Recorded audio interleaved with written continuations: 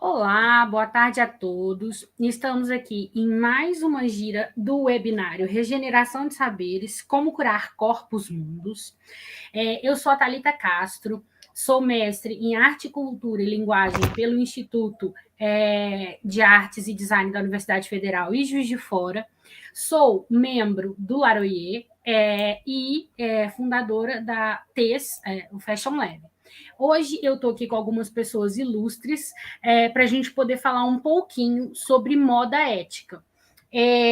Primeiro, eu vou apresentar todos vocês, mas primeiro eu quero dizer uma coisinha. Assim, nós anunciamos que a professora doutora Isabela Monken estaria conosco, mas ela teve um pequeno contratempo, tá? E não estará. É uma pena, mas a gente tem certeza que esse é apenas um primeiro momento da nossa conversa, né? Ela se estenderá aí por muito tempo, com certeza.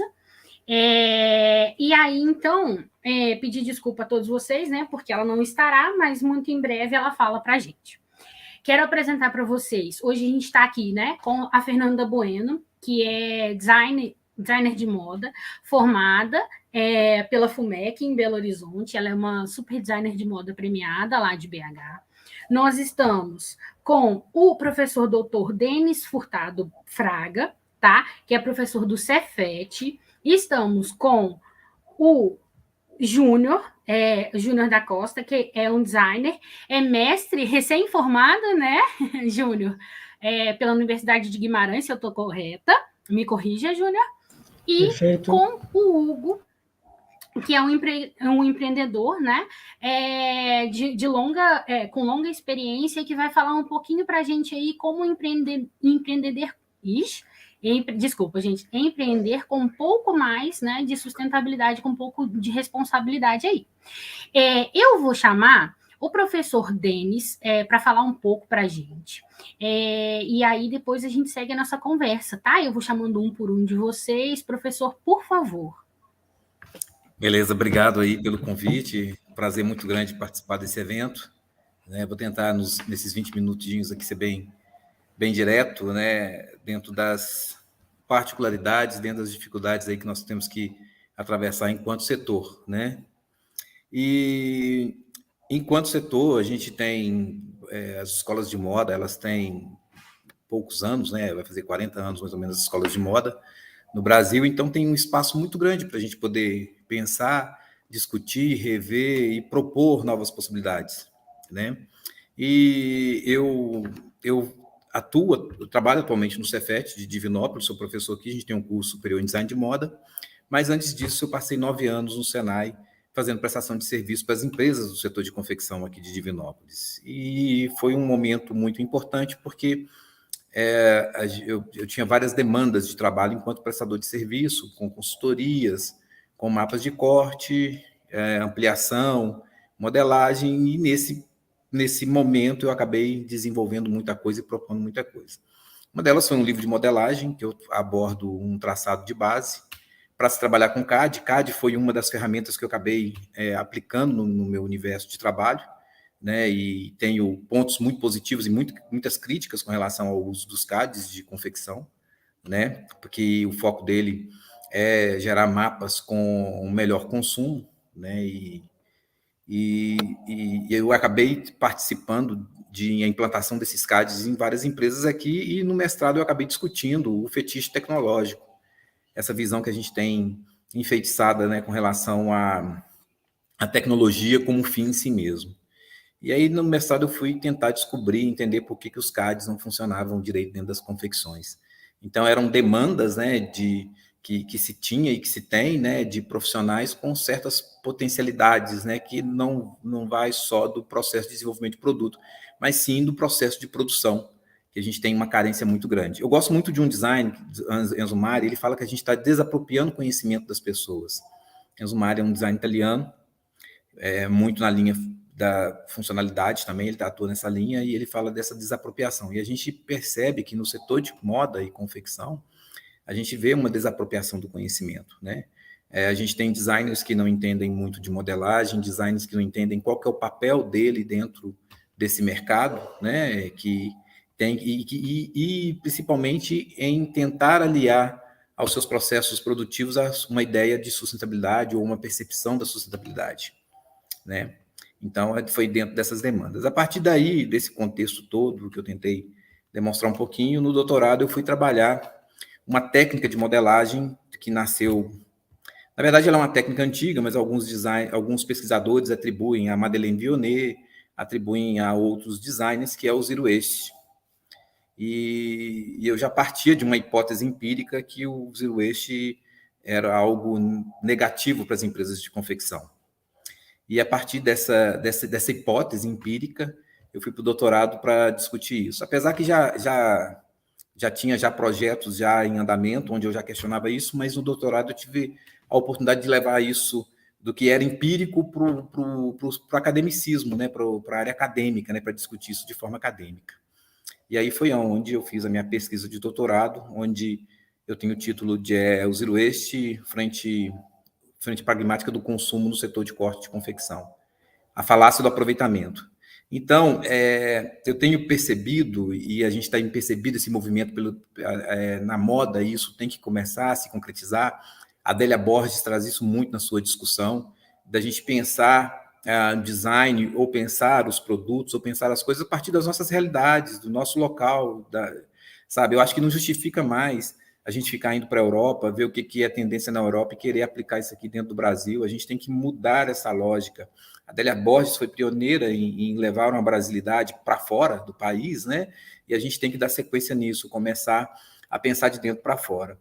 Esse projeto que eu desenvolvi no doutorado, né, até então, dentro das minhas pesquisas, me parece que eu sou o primeiro ou o único a estar contradizendo. A gente tem uma visão da comunidade acadêmica ainda muito positivista com relação ao Zero Waste, né? Não desconheço, né, e gostaria de conhecer outras pessoas que estivessem também dentro dessa lógica aí do que eu proponho. E a gente tem que começar a pensar o Brasil, pensar as coisas, pensar os nossos produtos a partir dessa brasilidade, desse fazer diferente, desse pensar diferente.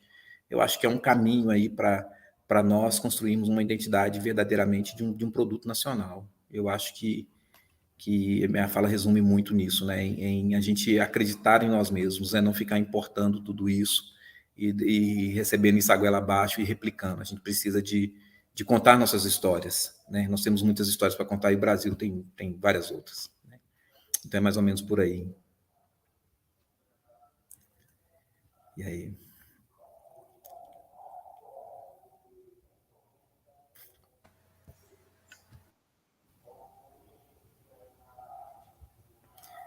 Seu microfone está desligado, Thalita.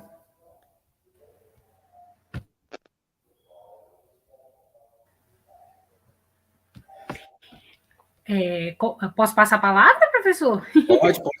Pode passar. Perfeito. Como é um bate-papo, depois Eu vou chamar a Fernanda Bueno, então, mais. para falar um pouquinho para a gente. Perfeito, então. Oi, gente, Fernanda, por favor.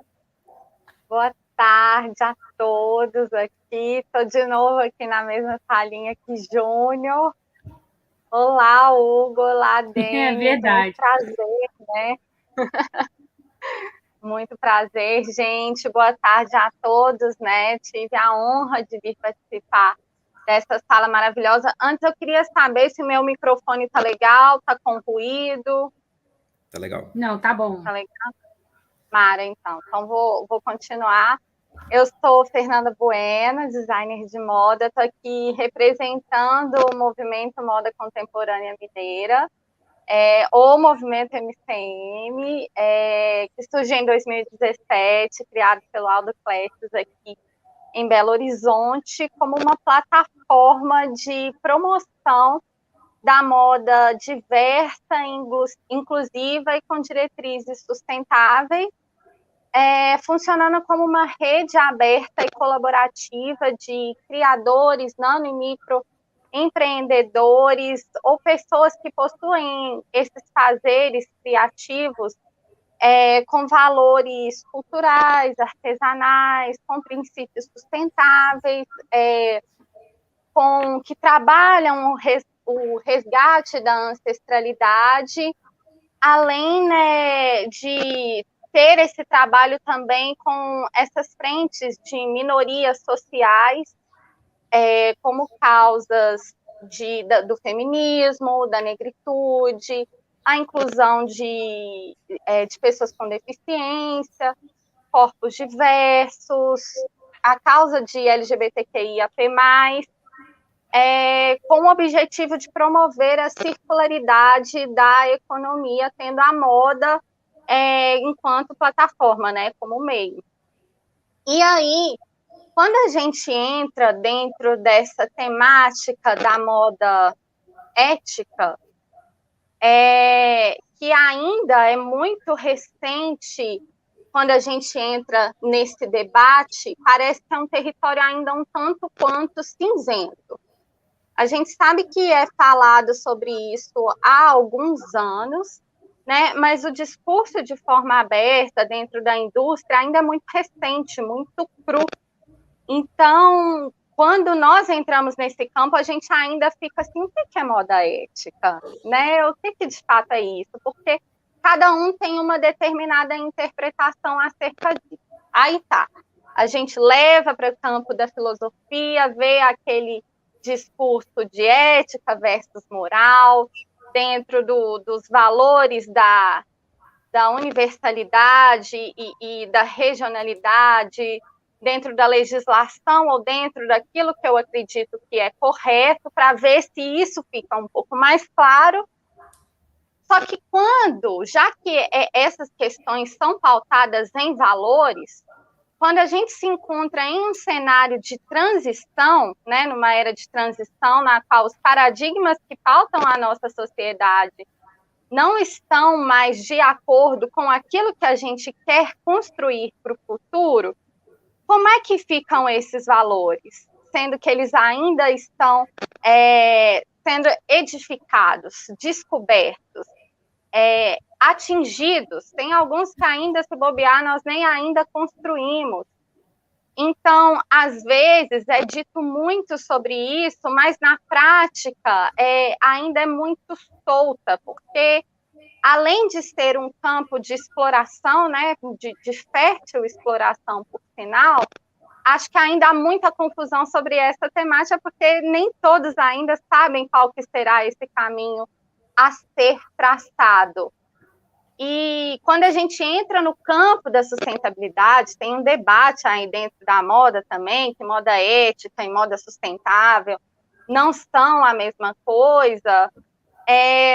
Só que aí, no meu ver, como já também estamos entrando nesse momento de transição que foi acelerado pela pandemia, né? Assim como ocorre em períodos marcantes dentro da história do planeta, e esses valores são mudados, acaba que a questão da sustentabilidade torna-se também um fator humanitário quando levado para o campo ético, porque nós não existimos se o planeta não existe. Por mais piegas que pode ser esse discurso, essa é a verdade. Nós não somos seres supremos, então precisamos de uma existência harmônica entre todos os meios, né? Sejamos nós como humanos, seja no reino mineral, vegetal ou animal, de uma forma que essa cadeia tenha um novo ciclo. Então, fica aí a minha pergunta para todos os meus colegas, para deixar essa conversa bem aberta. O que é moda ética, né, para vocês? Como que a gente constrói essa prática? Bom, no meu ver aqui, dentro do MCM, a gente tenta fazer isso, eu digo tentar, porque seria muita pretensão falar que a gente faz isso em caixa alta, sendo que nós estamos explorando esse território assim como todos, né? A nossa parte é justamente tentar dar espaço para que essas vozes que não têm acesso a esses grandes meios e veículos de imprensa, ou que tenham um espaço de fato para poder se expressarem, sejam ouvidas e vistas, né? Fazendo de fato com que haja um espaço de equidade, né?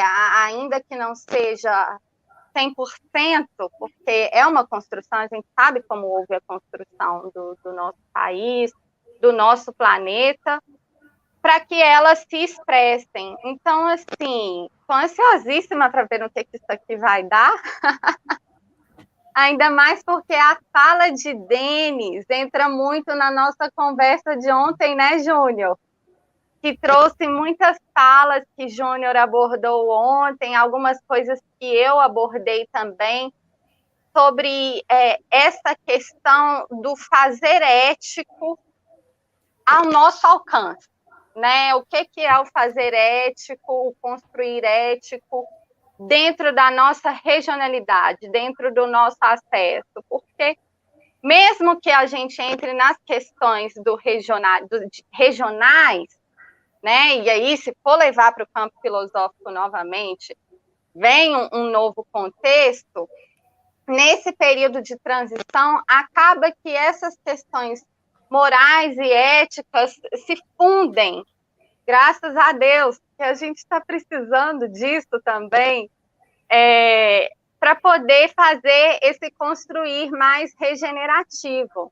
Então, gente, aqui eu, na verdade, encerro a minha fala mais com um questionamento do que com uma certeza, porque é uma pergunta que eu também faço para mim, e que nós, dentro do movimento, também fazemos.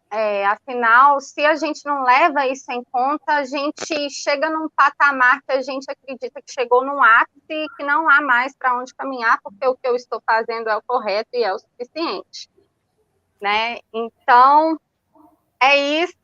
Deixo a bola aí para o meu próximo coleguinha, que eu não sei quem será. Mas segue o baile, gente. Bora para a gira.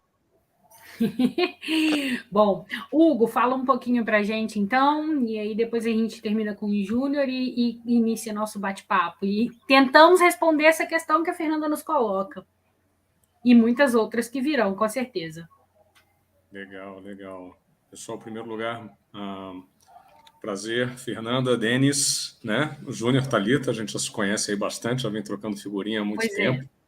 E obrigado pelo convite. Eu acho que é sempre bom a troca, e principalmente da minha parte, que eu acho que eu sou o único aqui que, na verdade, não trabalha com moda, mas trabalha com sistemas. Eu acho que é isso que é o interessante e o bacana de estar trocando tudo isso, entendendo. Principalmente quando a gente fala de regeneração, a gente não pode olhar simplesmente dentro do nosso propósito, do nosso umbigo, do que está no nosso dia a dia. A regeneração, você tem influências do todo.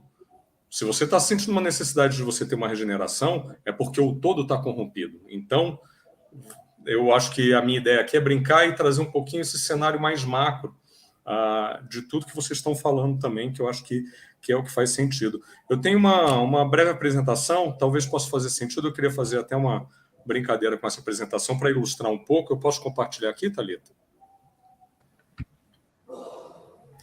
Sim, claro, perfeitamente. Você sabe compartilhar aí, Hugo? Já usou o StreamYard? Perfeito, então.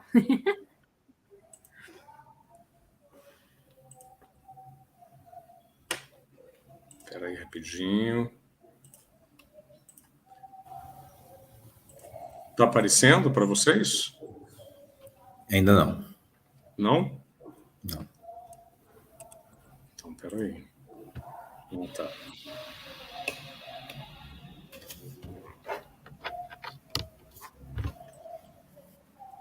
Agora sim? Só um minutinho. Sim. Eu autorizei, ela vai aparecer agora. É porque antes ela não tinha aparecido para mim, aí eu não consegui autorizar. Agora foi. Perfeito. Bem, eu vim aqui, eu estou falando como um projeto Gôndola, né? Eu gosto de falar um pouquinho mais da causa do que dos personagens, mas, hoje eu cuido da parte de novos negócios do Gôndola, e o meu trabalho é muito de gerente de projetos, né? Na verdade, é entender a necessidade do que acontece dentro de um cenário, trazer isso para um desenvolvimento, para uma ferramenta e transformar isso em alguma solução. E hoje, o primeiro trabalho que o Gôndola fez, o que é o Gôndola hoje? É uma ferramenta de rastreabilidade e de distribuição de produtos. Eu gosto muito dessa frase porque exemplifica exatamente isso, né? E mais ou menos tudo que todo mundo aqui está falando um pouco. A experiência é o que gera conhecimento. Então, para eu ter experiência em algum campo, eu preciso entrar nesse campo e ter o conhecimento sobre aquilo. E o Gôndola, quando ele foi construído, lá atrás, a ideia era pensando em segurança alimentar e rastreabilidade de produtos orgânicos.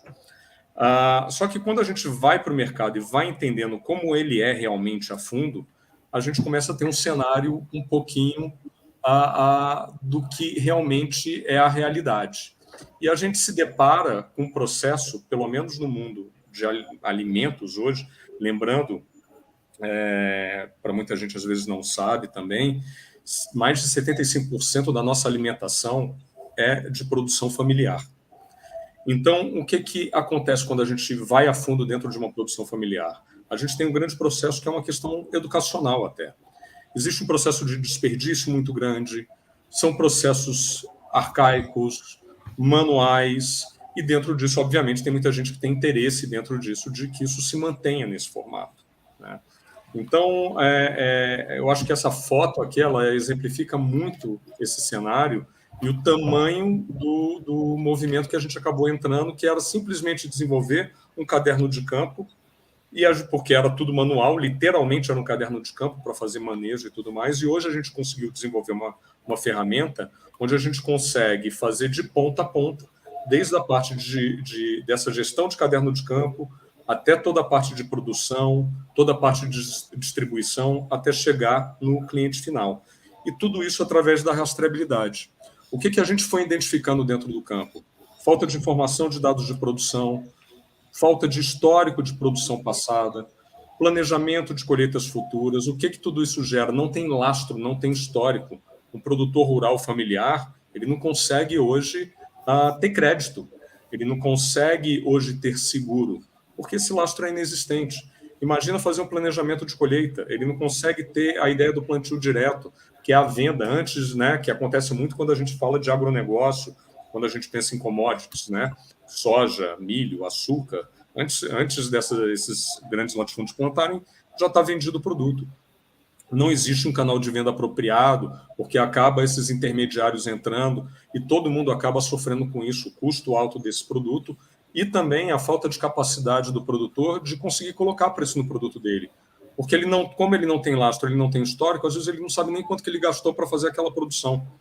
Então, ele acaba sendo refém de um preço que é tabelado e, às vezes, muitas vezes, ele não é justo, né? E fica refém de um processo de distribuição que não é ideal, que não é igual.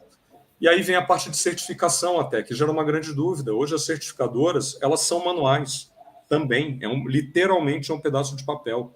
Preços altíssimos para ter uma certificação e um controle que, às vezes, é muito falho. Eu conheço muitos produtores, eu não tenho dúvida sobre o intuito deles em realmente estar desenvolvendo a produção orgânica. Mas só que o sistema ainda é falho.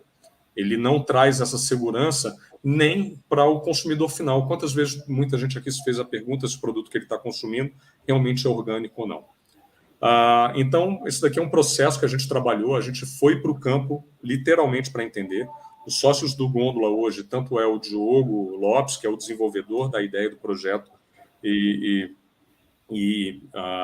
um grande desenvolvedor que tem hoje no Brasil, Reginaldo, que é um grande produtor também de produtos orgânicos. Então, a gente vai juntando esse núcleo para conseguir ter o conhecimento necessário para desenvolver uma ferramenta útil. Com isso, a gente foi percebendo que o problema também, a gente acabou entendendo o problema na Amazônia, dentro da parte madeireira. E hoje, o desenvolvimento de trabalho que a gente fez, pensando em campo, ele também é utilizado essa rastreabilidade para garantir origem desses produtos dentro da madeira. A gente acabou aprendendo muita questão sistêmica também através disso. E a gente começa a entender também que os problemas, né, não vou entrar aqui em muitos detalhes, são similares. E depois veio a moda, que eu comecei a ter o relacionamento com o São Paulo Fashion Week, também o relacionamento que a gente já tem com a Lab 4, com o Júnior, né, com a Thalita, e entendendo um pouco mais essas necessidades. E o ponto que chega, quando a gente fala de rastreabilidade, todo mundo às vezes pensa muito, rastreabilidade de um produto, de um alimento, a foto de um cara com abacaxi na mão e falando que ele é o João e ele que plantou aquele produto. Não é só isso. Eu acho que hoje a rastreabilidade ela vai por um lado de clareza e segurança. E educação também, porque às vezes quem produz não tem noção de controle financeiro, não tem noção de desperdício sobre resíduos, não tem noção sobre a abertura de vendas, de conseguir fazer um grupo ou uma teia onde possa fazer compras coletivas. A rastreabilidade ela pode trazer todo esse processo, guiar nesse processo e mostrar clareza até o final. Então, para a pessoa hoje, para o consumidor final, eu acho que entra muito a questão do consumo com propósito. A partir do momento que você tem consumo com propósito, você vai querer saber o que você está ingerindo, o que você está vestindo, o que você está usando, da onde que vem, como que isso é feito. E para a moda começa a mesma pergunta. Muita gente, se você for perguntar quem usa uma calça jeans ou um tênis, não sabe da origem. Qual é a origem? Como que é feito esse produto? Como que é feito essa roupa que a pessoa está usando? Quais são as condições de trabalho que quem está no meio, né, está executando? A questão justa, a questão de preço. Qual é o preço, o custo que isso está sendo produzido e qual é o custo que isso está sendo vendido? Vocês percebem a similaridade que há dentro das cadeias, até quando eu falo de questão alimentar, é o mesmo processo, são as mesmas dores. Então, quando a gente fala de regeneração, a gente está falando de um problema muito maior, global, em vários setores. Então, o meu propósito e o trabalho que a gente está desenvolvendo, e até o trabalho que eu estou desenvolvendo até junto com o Júnior, é conseguir trazer luz para isso. Inclusive, o Júnior tem até números, ele vai poder colocar isso à mesa, sobre a questão de resíduos que há hoje, né? Quantos produtos que se tornam lixo que poderiam se tornar matéria-prima para projetos sociais? Quantos projetos a gente, através de uma rastreabilidade, consegue desenvolver e solucionar questões ambientais, socioeconômicas? A rastreabilidade você pode também estar fazendo até o marketing do seu projeto, colocar luz sobre uma questão cultural, sobre um propósito, você poder ter uma etiqueta de uma roupa e você olhar na sua etiqueta e ali está te contando histórias, vídeos, contar o propósito, você vestir algo que tenha propósito, né? E aí vem toda a questão do consumo de propósito que a gente pode aqui brincar e discutir aqui bastante sobre essa temática. Muito bom. E é isso. Agora eu vou deixar aí com o Júnior. Perfeito, Júnior. Vamos lá, então. Fala um pouquinho, traz um pouquinho desses números que o Hugo menciona para a gente poder pensar um pouquinho também. Tá, eu vou compartilhar também um arquivo aqui. Vocês estão vendo já? Vocês conseguem ver? Tá abrindo. Vai carregar já já. Vai carregar já já. Já está. Deixa eu só ver como que faz a apresentação. Agora está aparecendo inteira? Sim. Sim. Ótimo. Então tá. Fiz uma apresentação rápida para falar um pouco da Lab e também sobre... trazer umas questões para a gente falar sobre moda ética, né? Moda ética, né? O que é e o que não pode ser, né? A gente tem que pensar muito isso também. Falando sobre a Lab 4 é um laboratório de pesquisa e desenvolvimento de novos materiais e processos, né, sustentáveis. A gente vê muita questão da gestão de resíduos e outras soluções sustentáveis para a indústria da moda e do design. E também a gente tem um trabalho em todos esses quesitos, desde os materiais e os processos, no resgate do conhecimento ancestral e a valorização do artesanato brasileiro. Inclusive, a gente acabou aplicando isso também lá no Regeneração de São Paulo Fashion Week, né? Trabalhando com artesãos do Norte e também da região de Minas Gerais, que trabalham já com resíduos têxteis e outros processos sustentáveis, e a gente faz essa orientação deles, até a questão, como o professor falou agora há pouco, dessa questão de trazer uma moda e um design brasileiro mesmo, resgatar essa raiz, criar, né, essa estética brasileira, né, na questão da moda e do design.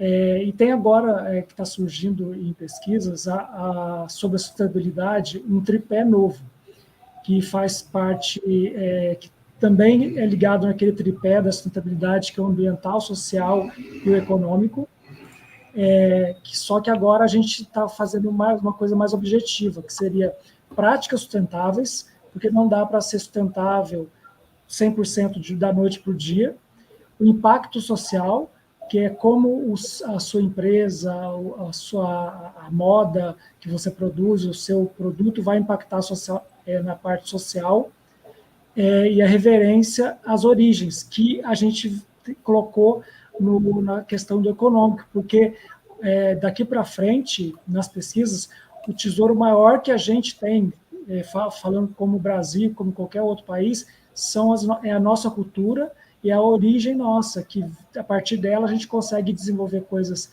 inovadoras e trazer soluções para esse planeta que está precisando de várias. Nesse tripé, a gente falando sobre práticas sustentáveis, a gente fala sobre materiais sustentáveis, processos mais eficientes, ecologicamente falando, e a gestão de resíduos, né, que é a redução, até que o professor falou sobre zero waste, né, que é uma das possibilidades de redução dessa gestão de resíduos durante o processo de criação de produtos. No impacto social, a gente fala também sobre economia local, que a gente tem que incentivar a economia do local mesmo, tanto o local da sua cidade, do seu bairro, do seu estado e depois também do nosso país, do Brasil.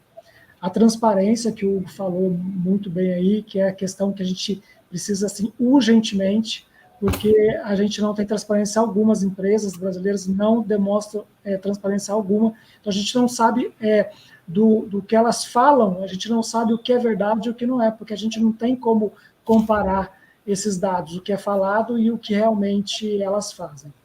E também projetos sociais para que a gente consiga melhorar a questão de mão de obra brasileira, também até na parte artesanal, que são essas pessoas que conseguem criar produtos assim originais, mas elas não têm uma noção de comércio mesmo, de empreendedorismo.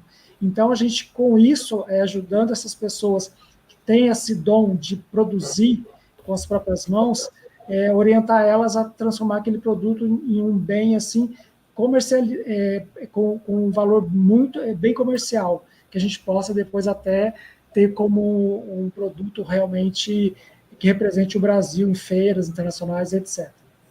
E a reverência das origens, né, que é a valorização da cultura, né, o resgate dessa ancestralidade que tanto ajuda quanto a questão da gente ter novas inspirações para o design, para a moda brasileira, quanto também para a solução de problemas, porque eu estou terminando o meu mestrado, estou entregando a minha dissertação, e a gente, com o resgate dessa ancestralidade, você consegue também resgatar técnicas que podem ser levadas assim da rua, né, da sua casa, do conhecimento de uma pessoa mais velha, da sua família, para um laboratório também.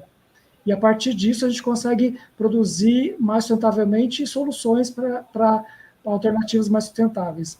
E a questão também do regionalismo, né? Porque para a gente proteger a nossa cultura e essa ancestralidade, a gente também tem que proteger a questão regional. Não que os estados não possam trocar ou conversar um com o outro, mas a gente tem que proteger a nossa cultura para que ela não se perca.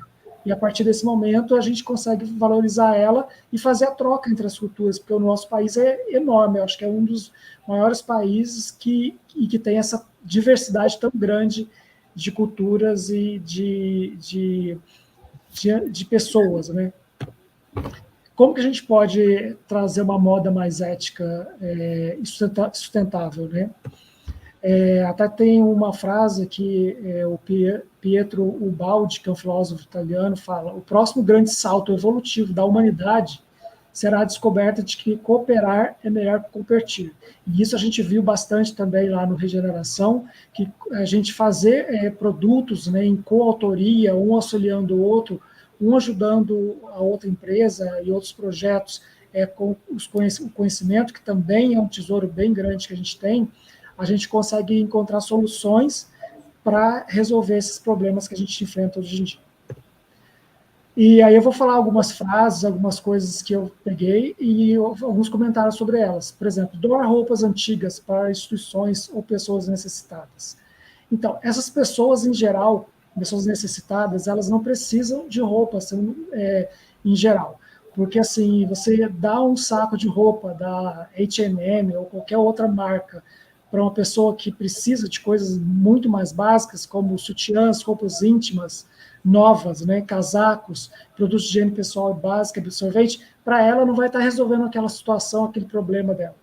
Então, assim, a roupa a gente tem sim que ter uma forma de, não é nem descartar, uma forma de repassar essa roupa de uma forma que ela não tenha um impacto para o meio ambiente.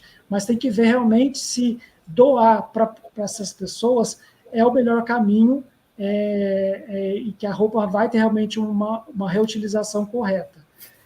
Então tem isso, porque a gente vê também agora em notícias em Bangladesh, né, lixões assim de pilhas e mais pilhas, toneladas de roupas que foram doadas para países ricos, que foram para Bangladesh, e eles não têm mais como utilizar aquilo, porque já ultrapassou o limite deles de reaproveitamento daquilo. Instituições, em sua maioria, doar para as instituições, e em sua maioria, o que elas fazem? As roupas que estão em boa condição, elas vendem essas roupas. Em geral, porque a gente falou de transparência, e poucas instituições e outras têm transparência, elas não dizem para onde vai esse dinheiro que elas arrecadam com essa roupa que foi doada. Transformam em dinheiro, mas a gente não consegue saber como foi aplicado esse dinheiro. Então, é uma questão muito complicada de o que fazer com suas roupas que você não utiliza mais, mas à frente a gente vai falar um pouquinho sobre isso. Roupas de segunda mão competem com roupas produzidas em países em desenvolvimento. Eu posso dizer que a maior competição é com as grandes marcas de fast fashion, que não deixam margens para uma competição justa e ética, até para as pequenas empresas e empresas mais regionais e de pequena produção, que não conseguem competir com os preços praticados por essas grandes indústrias de moda. Que fazem roupas baratas, né? E a gente depois vai descobrir que muitas vezes essas roupas que têm esse custo baixo é por conta de mão de obra escrava e análoga à escravidão. Reutilizar as roupas é alargar o seu tempo de vida e reduzir os resíduos pós-consumo e a produção de insumos. Na verdade, a produção de insumos, que seria uma coisa que as roupas de segunda mão ajudariam a reduzir, deveria ser. Porque o que a gente deveria fazer? A gente tem tanta roupa nesse planeta que a gente deveria somente reciclar e não continuar produzindo algodão e outros insumos assim, sem olhar que esse tanto de material que a gente tem que precisa ser reciclado para tirar da natureza e desse descarte errado nos lixões. Moda sustentável não é acessível.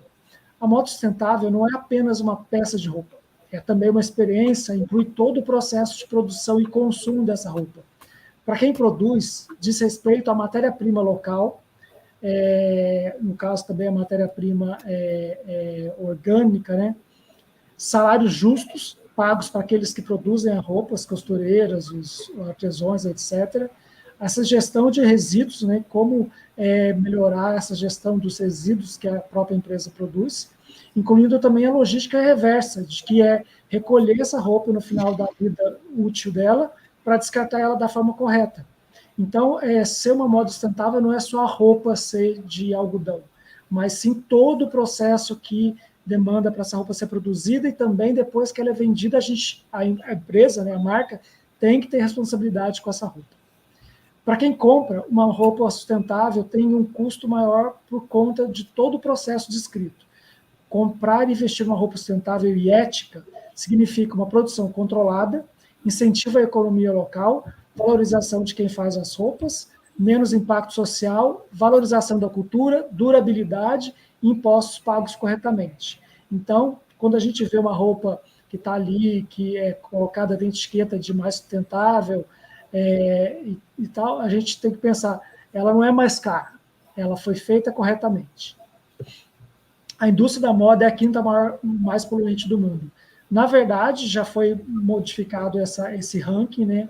A moda ela é a segunda, agora ela é a quinta, e a moda polui como todas as outras indústrias, incluindo cada um de nós, que também poluímos. Por outro lado, a indústria da moda é a que mais gera empregos, entendeu? Então, tem também esse lado dessa indústria. E também é uma das únicas que tem buscado soluções para reduzir o seu impacto social e ambiental, seja por meio das formas de produção, da forma de recolha dos seus produtos e também dos materiais. Então, a indústria da moda é uma das únicas que está se mexendo para conseguir reduzir o seu impacto. A produção de roupas nos Estados Unidos e Europa é mais sustentável. Nos Estados Unidos e Europa existe uma fiscalização em relação à proteção ambiental. Portanto, esse custo vai para as roupas. E, portanto, essa fiscalização é uma fiscalização correta, então demanda que a roupa também seja mais sustentável na sua produção. A Agência de Proteção do Meio Ambiente Brasileira, né, a APM, está longe de ser perfeita. Temos uma política de gestão de resíduos aqui, mas muita flexibilidade para a aplicação e para a fiscalização se está sendo feito corretamente ou não. Não protegemos a nossa própria matéria-prima. Nós vendemos a preços baixíssimos para outros países,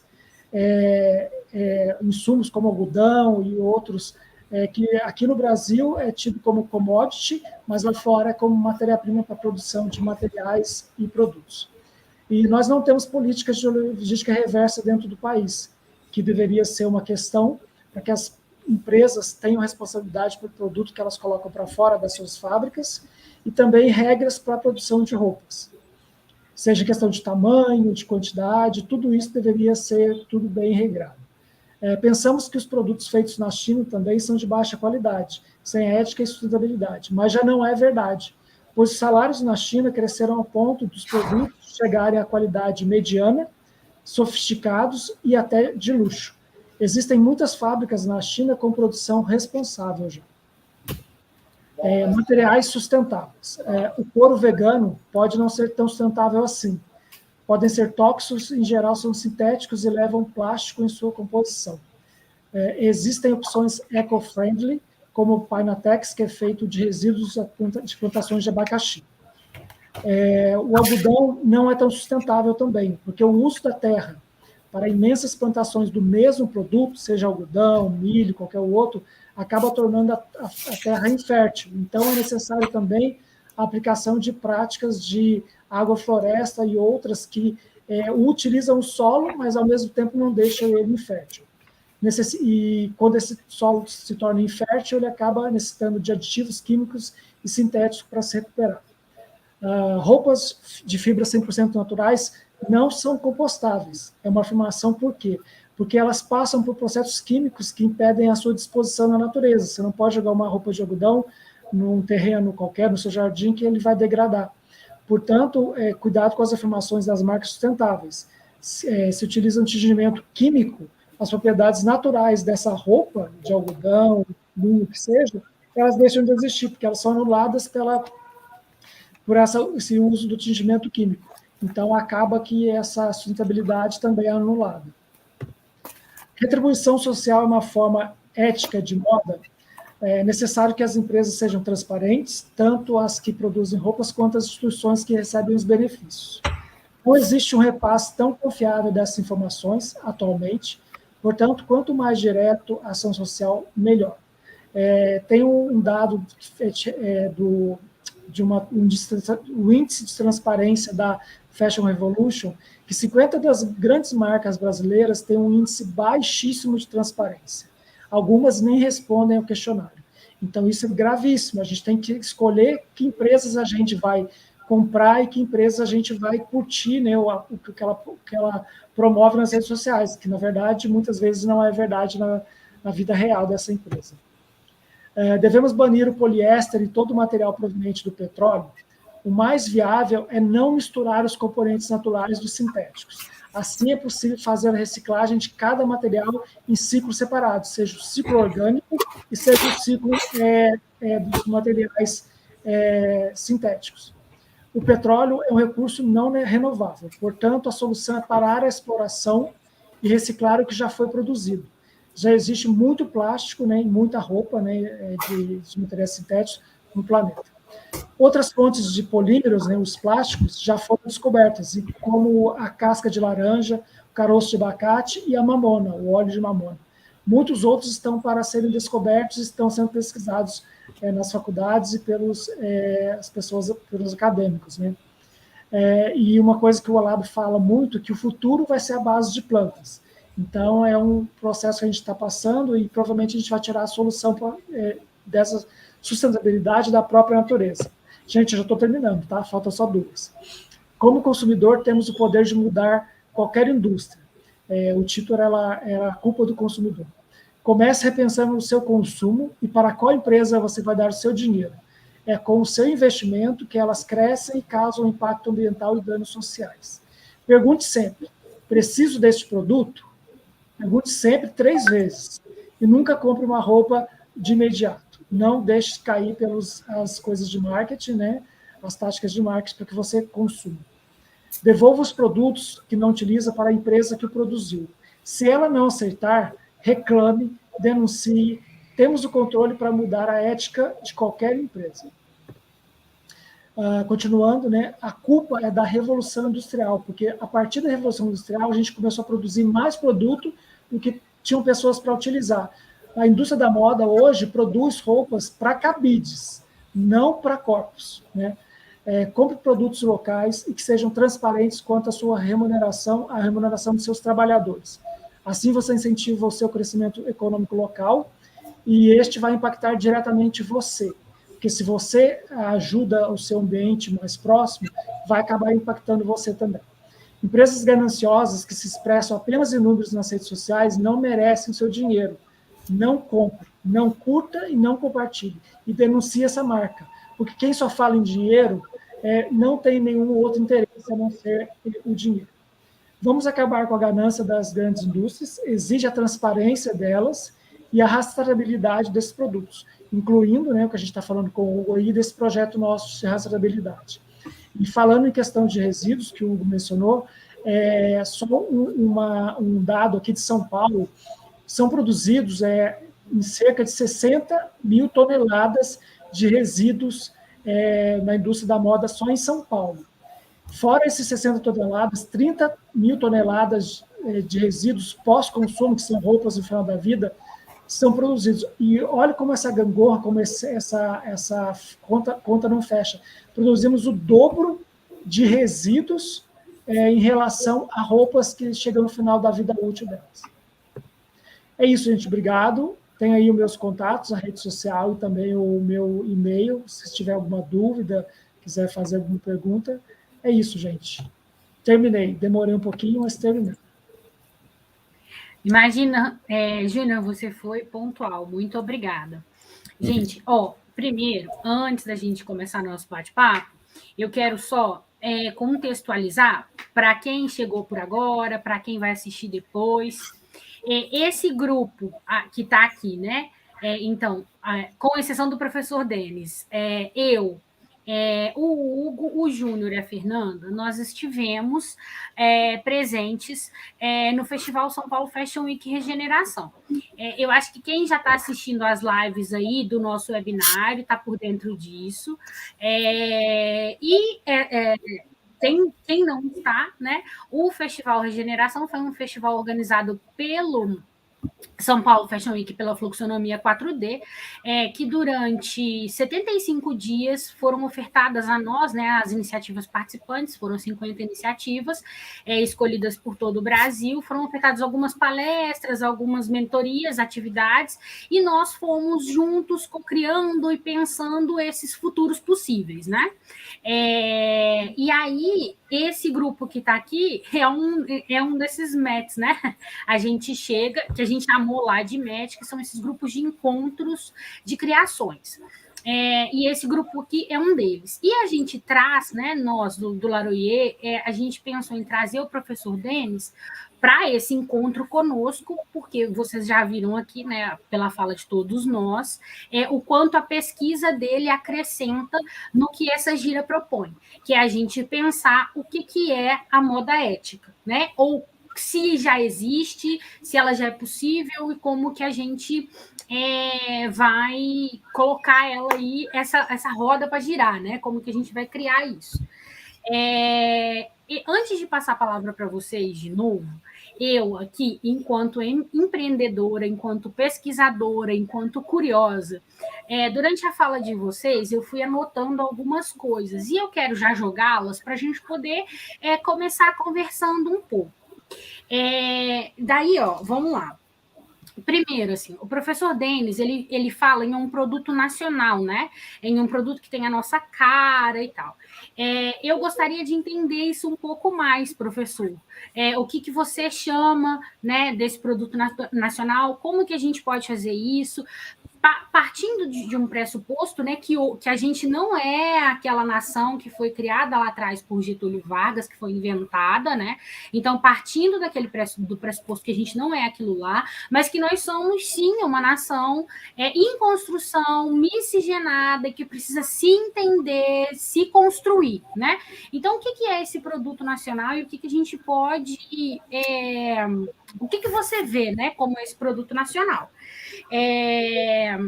Vou jogar todas as perguntas, tá, gente? Acho mais fácil, porque aí todos nós vamos respondendo. Daí, o Júnior fala o Júnior e o Hugo falam em uso da terra, né? E isso me lembra uma coisa, assim, nós não exploramos a terra tropical, a terra brasilis, né? E, literalmente, onde a gente planta, eu acho que o Hugo pode responder isso bem, assim, a gente não explora, a gente explora através de um viés eurocentrado, né? Um viés do colonizador. Então, as nossas técnicas agrícolas, tudo isso vem de lá, né? E a gente sabe mal usar essa terra que nós temos aqui. O que a gente pode fazer e que acrescenta na construção e que dessa potência, né? E para criar esse lugar e para criar esse campo ético aí de mercado. Como que a gente pode, e isso eu acho que é uma questão básica, né, que eu acho que para todos, como que a gente pode aplicar isso? Porque, por exemplo, na TES, tudo que o Júnior veio falando, eu ficava assim, gente, eu faço isso. Ai, gente, mas na TES ainda não consigo fazer isso. Então, por exemplo, na TES eu tenho tentado trabalhar dentro de todas essas diretrizes que o Júnior mostrou para a gente. Eu consigo todas? Não. Eu, por exemplo, ainda não consigo recolher os meus produtos. Júnior, depois você pode responder também para a gente se é lei isso, tá? Se é algo que está na lei, que eu acho que é importante para mim e para os outros saberem. Mas eu ainda não tenho suporte para recolher, porque eu ainda funciono online, né? Então, eu ainda estou me adaptando a isso. Mas como eu farei isso? Ou como eu posso fazer isso? Isso é lei? Eu acho que isso é uma pergunta também que é bastante interessante. E com relação à aplicabilidade disso tudo que vocês falaram, né? Tem duas questões que são muito latentes para mim. A primeira questão é o seguinte: o primeiro ano de pandemia, a gente tem um uso dos nossos recursos naturais que ele fica estagnado ali, em termos de mundo, né? Não só de Brasil. Se eu estiver errada, me corrijam. Mas o uso dos recursos naturais ali anuais, né? Ele fica estagnado. Já isso em 2020. Agora, em 2021, a gente chega no limite desses recursos no meio do ano. E a gente retorna o uso desses limites porque a gente tinha antes da pandemia. Então, assim, a sensação que isso me dá, vejam se vocês pensam como eu, o que vocês acham. A sensação que isso me dá é que a gente ainda não consegue se reeducar para essas novas práticas todas que nós estamos propondo. E aí, então, como que a gente faz essa reeducação? Pensando, por exemplo, quando você tem uma marca que está tentando aplicar ali uma moda ética, uma moda com propósito, sustentável. E aí o que se diz é como o Júnior falou, que ela não é acessível, que ela é cara. Como que eu mostro para a pessoa, né, além da comunicação, como que a gente reeduca essas pessoas para ela entender que ela é cara porque eu não estou pagando centavos ali para a costureira, né, para ela fazer aquela peça, para ela fechar aquela peça, porque essa é a prática, a gente sabe, né? A gente compra uma calça jeans por R$100, mas a costureira mesmo recebeu centavos para fechar aquela peça. Então, como que a gente reeduca e como que a gente vai criando esses processos? Quais são as nossas possibilidades, enquanto quem está aqui a Lala, me lembrem, a Lala tinha uma palavra muito excelente para dizer que nós estamos girando a roda, né? A gente é quem está ali empurrando a roda para ela. Eu não me lembro agora. Vermelho que sempre... Movimentamos a engrenagem, acho que é algo assim. Isso, pois é. Bom, gente, eu acho que eu joguei isso tudo aí para vocês e eu queria que vocês falassem um pouco. Nossa, já não lembro qual é a primeira pergunta. Com relação ao produto nacional. Mas aqui, deixa eu tentar dialogar com essas questões que foram apresentadas pelos colegas, né, e tentar também responder um pouco das perguntas. Na verdade, minha percepção, né? Perfeito. Eu acho que, primeiramente, a gente tem que entender que a gente está num país onde 97% são de micro e pequenas empresas, 2,7% são de médias e 0,3% são de grandes. A gente tem que começar a desconstruir a ideia que roupa cara tem uma sustentabilidade no seu processo. A gente não pode falar que a roupa tem o processo sustentável no sentido de pagou bem as costureiras, retira seu tecido, usa tecido 100% algodão. Isso não é condição para ser ou não sustentável. É lógico que a gente consegue perceber isso de forma mais expressiva numa calça que custou R$30, a gente consegue perceber isso, né? Mas as grandes marcas também, as que têm valores agregados aos seus produtos, elas também partem de um processo de exploração. Parte de um processo de exploração que, quando essas marcas chegam para negociar com os pequenos, eles não perguntam qual que é o custo de produção deles, eles falam, eu pago tanto. Então, acho que a gente tem que desconstruir essa ideia de que produto caro ele é sustentável, né? Ou que teve um processo sustentável no seu processo de produção. A gente tem que entender que a gente está num país que 60% ganha até um salário mínimo. Como que eu chego para essa pessoa e falo, olha, compra uma roupa sustentável que é mais cara? Então, eu acho que a gente tem questões que são sociais, que são muito maiores, que a moda ela pode contribuir para ajudar a resolver essa solução, mas ela não vai ser o cerne para resolver isso. Não vai ser o cerne porque a gente está num sistema de troca, né? Eu tenho mão de obra, você tem o de capital, eu te vendo, e você que tem o capital, você tem o poder de barganha, e eu fico aqui tentando negociar nessa situação. Penso que resolver... Eu tive um professor no mestrado que ele falava assim, vamos pensar uma sociedade para além do capital. Deixou a gente meia hora tentando pensar uma sociedade para além do capital. Não conseguimos propor nenhuma, porque todas as nossas questões, elas sempre se esbarram nessa questão, né, de trabalho, da troca, né, do dinheiro, né, quer dizer, no material que eu escrevi no livro, eu coloquei assim, a sustentabilidade é o sapo e o escorpião é o consumo. Você já viu essa parábola do escorpião e do sapo, que vai atravessar o rio? Tem um incêndio e aí o escorpião chega para o sapo e fala assim, não, eu preciso atravessar o rio, senão eu vou morrer queimado. Aí o sapo fala assim, o escorpião fala assim, me leva nas suas costas para atravessar o rio. O sapo, eu não, você vai me picar. Aí o escorpião, não vou te picar não, se eu te picar, nós dois vamos morrer, né, aqui afogados. Aí o sapo põe o escorpião nas costas. E aí no meio do caminho o escorpião pega e pica o sapo. E aí o sapo fala assim, pô, você me picou. Aí ele, é da minha essência. Essa é a minha essência. Então, a gente querer trazer, não que a gente não deva trazer, nós temos que trazer esse discurso para tentar propor, mas eu acho tão complexo, tão difícil nadar contra essa corrente, né? Eu não estou falando que a gente não deva nadar, mas o nosso desafio é enorme, é muito grande. A gente está vivendo um momento em que a ciência está sendo massacrada, a educação está sendo massacrada, a política, né? As nossas instituições estão sendo extremamente fragilizadas, né? E instituições ao qual a gente acreditava ou acredita que elas vão nos defender dessas irregularidades aí do mundo, né? E não, elas estão às vezes sendo coniventes ou às vezes sendo destruídas, às vezes em prol de outras questões, né? Que não tem a ver com a população, que não tem a ver com o empoderamento das pessoas. Eu acho que o caminho que nós temos que traçar e travar, a batalha que nós temos que travar, ela é enorme, né? É muito grande.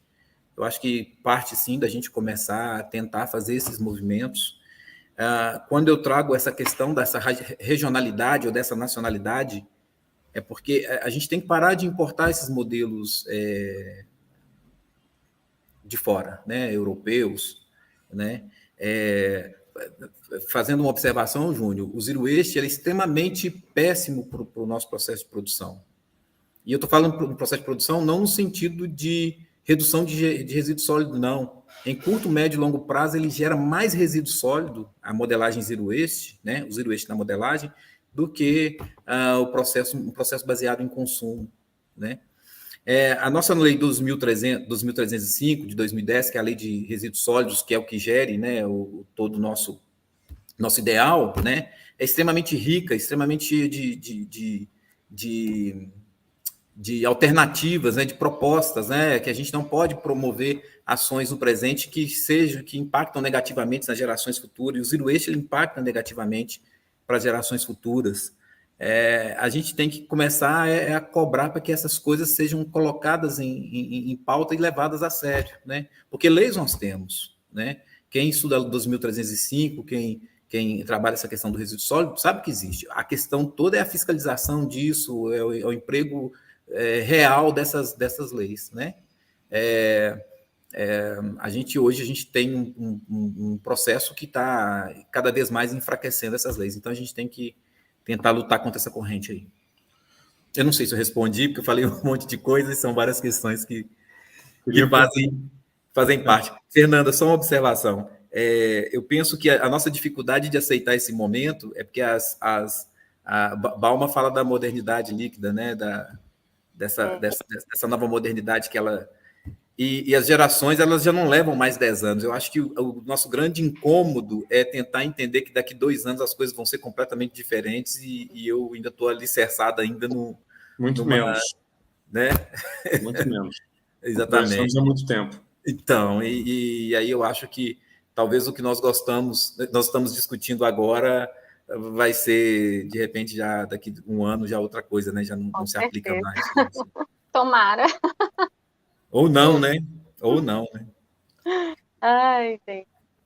Gente, eu queria saber se eu posso aproveitar essa brecha aí deixada pelo Denis para fazer alguns adendos acerca da fala dele. Vocês me permitem, garotos? Eu tô aqui sendo pessimista, né, Fernanda? Mas não é pessimista, estou só tentando demonstrar a dimensão do nosso desafio, né? Não, mas é uma questão de ter o pé no chão, né? Da gente entender com o que a gente está trabalhando no atual momento. Ter consciência do cenário.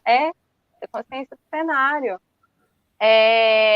Eu achei tão interessante. Hugo queria só comentar um negócio, Fê. Perdão, vai lá. Pode ir, depois eu coloco meu ponto aí. Perfeito, Hugo. Perfeito. Bom, então, gente, aproveitando, Denis trouxe tantas questões, vários insights aqui que eu fiquei pensando que antes de ser designer, né, eu fui estudante de direito, só que eu percebi que não era amor, era cilada. É pagode. Pois é. E aí, enquanto estava dentro desse meio, de certa forma eu não saí completamente dele, né? Porque eu sou colaboradora da Comissão de Direito da Moda da OAB-MG. E quando você traz essa questão das políticas de resíduo, é algo que a gente trabalha também, chegamos até a desenvolver uma cartilha, né? Liderada pela advogada que é a atual presidente, salvo engano, que é a Bárbara Vanoni, sobre como ainda a nossa percepção e os recursos que a gente usa em torno disso, como eles estão escassos, até mesmo ainda no campo do pensamento. Assim, a gente tem ideias muito legais, muitas coisas que sim dão para a gente colocar em prática dentro do campo da sustentabilidade, sim, mas que ainda, né, é impressionante como, mesmo que os microempreendedores, nano e microempreendedores sejam grande maioria dentro desse país, como que ainda a compreensão disso é muito delicada de ser percebida. Então, quando a Thalita traz essa questão, como é que a gente pode levar isso além da comunicação? Eu acredito que seria das ações de marketing, né, Tata, que você devia estar falando, para o nosso público, para o nosso consumidor.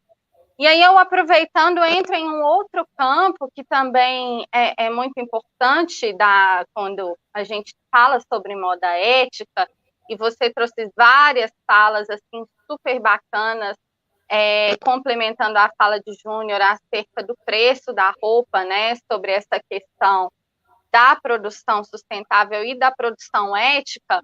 E é muito interessante como muitas pessoas rotulam suas produções sustentáveis, mas são produções sustentáveis que não são éticas, né? E aí, peraí, tem um ruído nisso aí. Porque será que o discurso da sustentabilidade é tão raso, assim, a ponto dele ser agressivo dentro dos direitos humanos?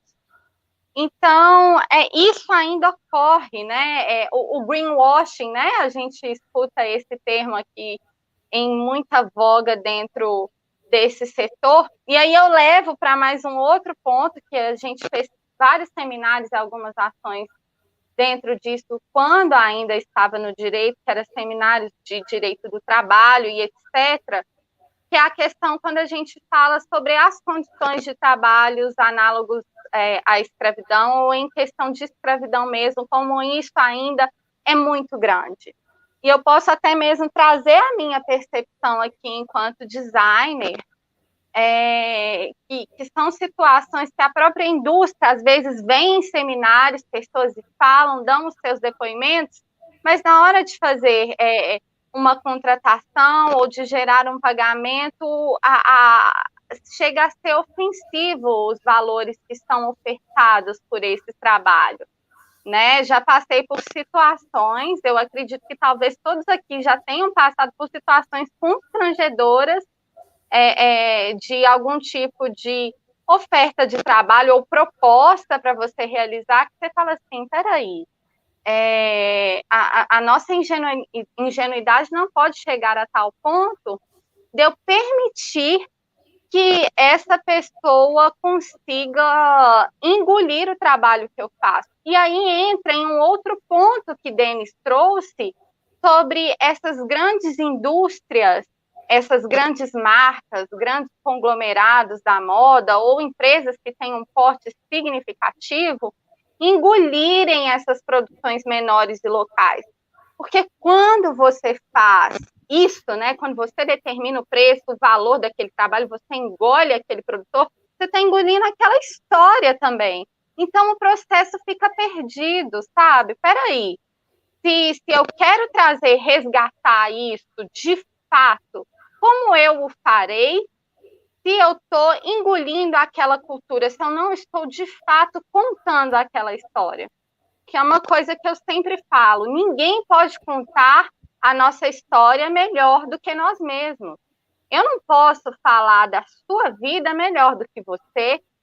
Então, quando a gente entra nesse campo de fato de se apropriar, eu acho que aqui vai além da apropriação, vai de fato de uma questão de ser engolido. E aí você engole não só aqueles valores, aquelas histórias, né? E como em outra metáfora, adoro metáfora, gente, que eu falo sobre o próprio solo, a gente passa a não receber os nutrientes que o nosso próprio solo produz, tanto de maneira material como de imaterial, né? No sentido de tudo aquilo que vem por trás da nossa história, né? Das produções, os cultivos. Eu acho que, não lembro se foi Hugo ou Júnior que falou que a gente trouxe essas técnicas muito utilizadas da própria Europa, se foi Denis, mas a gente não segue essa metodologia, essa forma de cultivo, de contato com o solo trazido por os nossos povos autóctones, né, que no caso são os indígenas principalmente. E só para finalizar aqui minha fala, preciso mencionar quando o Júnior fala o pensar na sociedade além do capital. Isso me impactou muito, porque quando a gente pega a origem da palavra do capital, é de capta, de cabeça. Então, como é que será que a gente consegue, de fato, pensar além do técnico, né? Porque quando a gente pensa na cabeça, o nosso cérebro, um órgão que a gente liga muito à racionalidade, será que a nossa razão é sensata? Então, ou será que a gente cria argumentos para justificar as nossas ações e convencer ou vesti-las de algo daquilo que ela não é em si, na sua essência? Então, há muitas reflexões para a gente fazer, muitas questões para a gente explorar. E aí eu entendo o desespero de Denis de fazer isso num curto espaço de tempo, porque, na verdade, há uma urgência que o nosso mundo está pedindo, está gritando, né? Isso foi escancarado para a gente nos últimos anos, né? As feridas foram completamente abertas e agora parece que a gente está sentindo a dor, porque viu em si a ferida, mas ela já estava ali. E, enfim, passo a bola aos meus colegas e muitas reflexões que estão vindo à tona nesse momento. Agora eu vou metralhar. Em primeiro lugar, Denis, tem uma frase do Ariano Suassuna que eu gosto muito, que é a seguinte: o otimista é tolo, o pessimista é chato, o bom mesmo é ser realista e esperançoso. Eu acho que esse que é o caminho, porque quando você fica muito otimista, você foge da sua realidade, né? Você joga aquela coisa positividade. Vamos ser realistas, a gente está num momento muito complicado mesmo, muito tenso, de muita mudança, de muito impacto social, ambiental, educacional, socioeconômico, não tem como, tá? É inviável não ser realista dentro de um cenário desse, né? E quando a gente pensa em tudo que... Todas as falas aqui de todo mundo, para mim é uma única palavra, é educação. Educação é a base de resolver qualquer um desses problemas. Quando a gente fala de um processo de dar valor para aquilo que a gente tem das nossas raízes culturais, que também fazem parte do europeu, do africano, do asiático, a gente é essa mistura, né, de culturas indígenas também. Como que você vai falar disso para uma população, principalmente para a geração mais nova, onde a nossa educação está sendo eliminada dentro das escolas? Não há mais história, não há mais geografia, não há... Imagina falar de questões regionais. Então, a gente fica impactado por uma comunicação rápida, veloz, global, que é o que essa molecada tem hoje e absorve. E aí, respondendo até a pergunta, até o que a Fernanda colocou sobre a questão do racional, eu acho que é uma ilusão a gente achar, e aí eu falo comercialmente falando, como análise comercial, tá? E marketing. A gente é movido por desejo. A gente não é movido por racional. A gente tem a grande ilusão que a gente é racional, somos um animal. A gente é bicho. Gente, a gente é animal. Então, a gente sempre foi movido por emoção e desejo. Freud explica? Oi? Freud explica? Freud explica.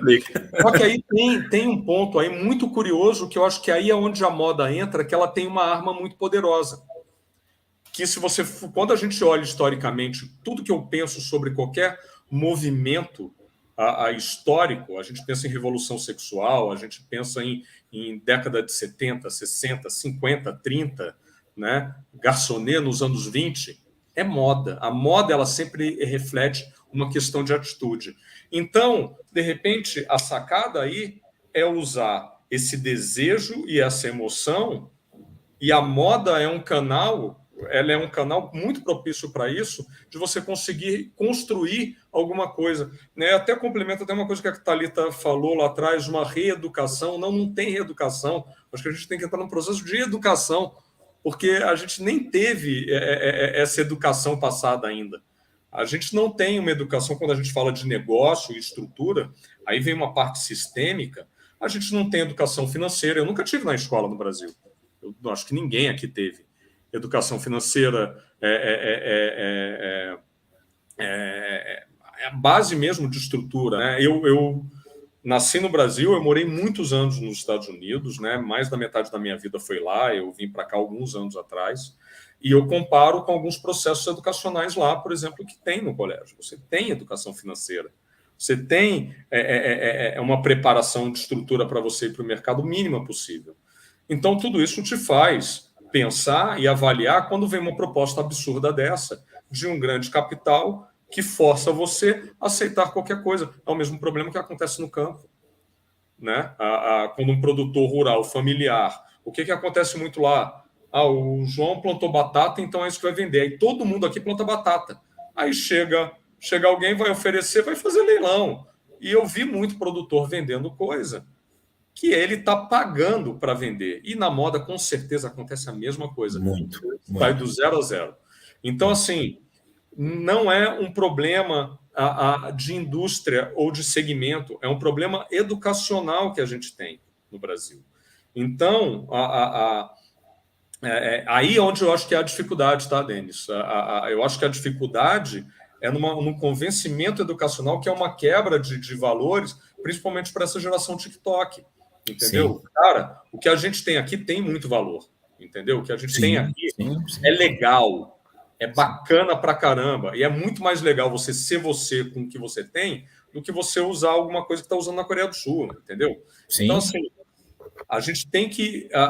eu acho que nesse movimento, eu acho que tem dois fatores aí. Um é a conscientização, que aí é um trabalho que é o que eu estou tentando trazer para cá também, né? Até as conversas que eu tenho com a Thalita, com o Júnior, tudo, que é essa desconstrução, que é na verdade, é uma educação sistêmica de processos, que traz esse processo de clareza, e dentro disso, você pode estar contando tua história e mostrar o tanto que isso é legal, que aí você cria identificação. Pô, eu vou usar a roupa dessa marca, que aí vem a identidade, porque ela me representa nesse movimento, ou me representa de alguma forma onde eu acredito, que aí é onde vem a questão da questão do consumo com propósito. Eu acho também que algumas gerações atrás era o consumo por consumo. Era o consumo porque aquilo é bonito, porque é caro, é o que todo mundo usa. Eu acho que já tem uma parte, é minoria, mas já é alguma coisa, que já pensa, cara, não, eu vou consumir isso daqui se isso faz sentido para mim. Vem um pouco no que o Júnior falou do pensar, né? Do consumir. Né? Mas eu acho que esses são os fatores. É um processo educacional tanto da ponta da indústria no começo até o consumidor final, e eu acho que aí é onde tem a força, fazendo um SWOTzinho aqui da moda, a força que a moda tem é de conseguir segmentar e conseguir direcionar, entendeu? Porque a moda é desejo, é conseguir transformar tudo isso, falar, são minhas raízes, isso é o que eu sou, e transformar isso em desejo e emoção. E aí, de repente, esse é um caminho. Né? Complementar o que o Hugo falou, a moda é política. Também. Sim. A moda é tudo. Né? A moda é expressão, é política. Comportamento, né, gente? Sim.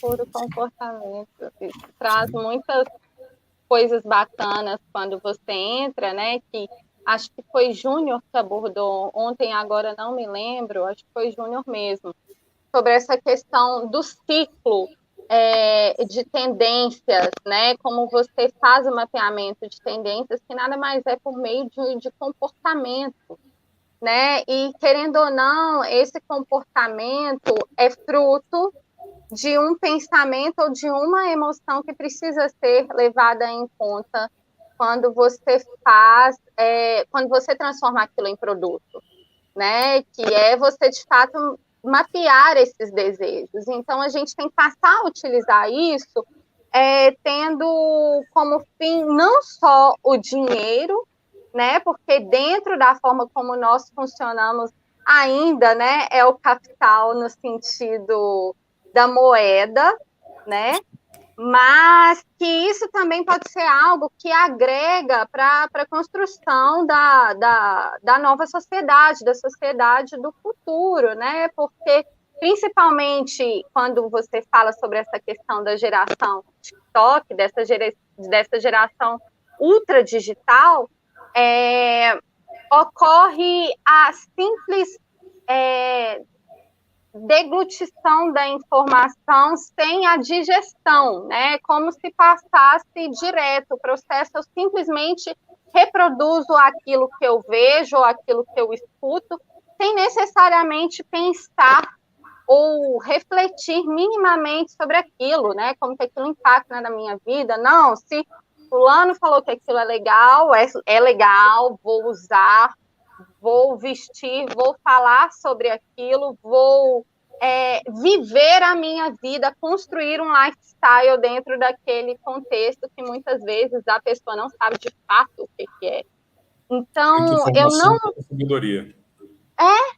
então eu não havia para parar para pensar de verdade, Hugo, nessa questão do processo de educação. A gente fala muito em reeducação, mas, de fato, não tem como falar em reeducação quando a educação não há. Ela não existiu. Isso é um ponto seríssimo. Mas eu vou lançar uma fragilidade. Lá vem Tata.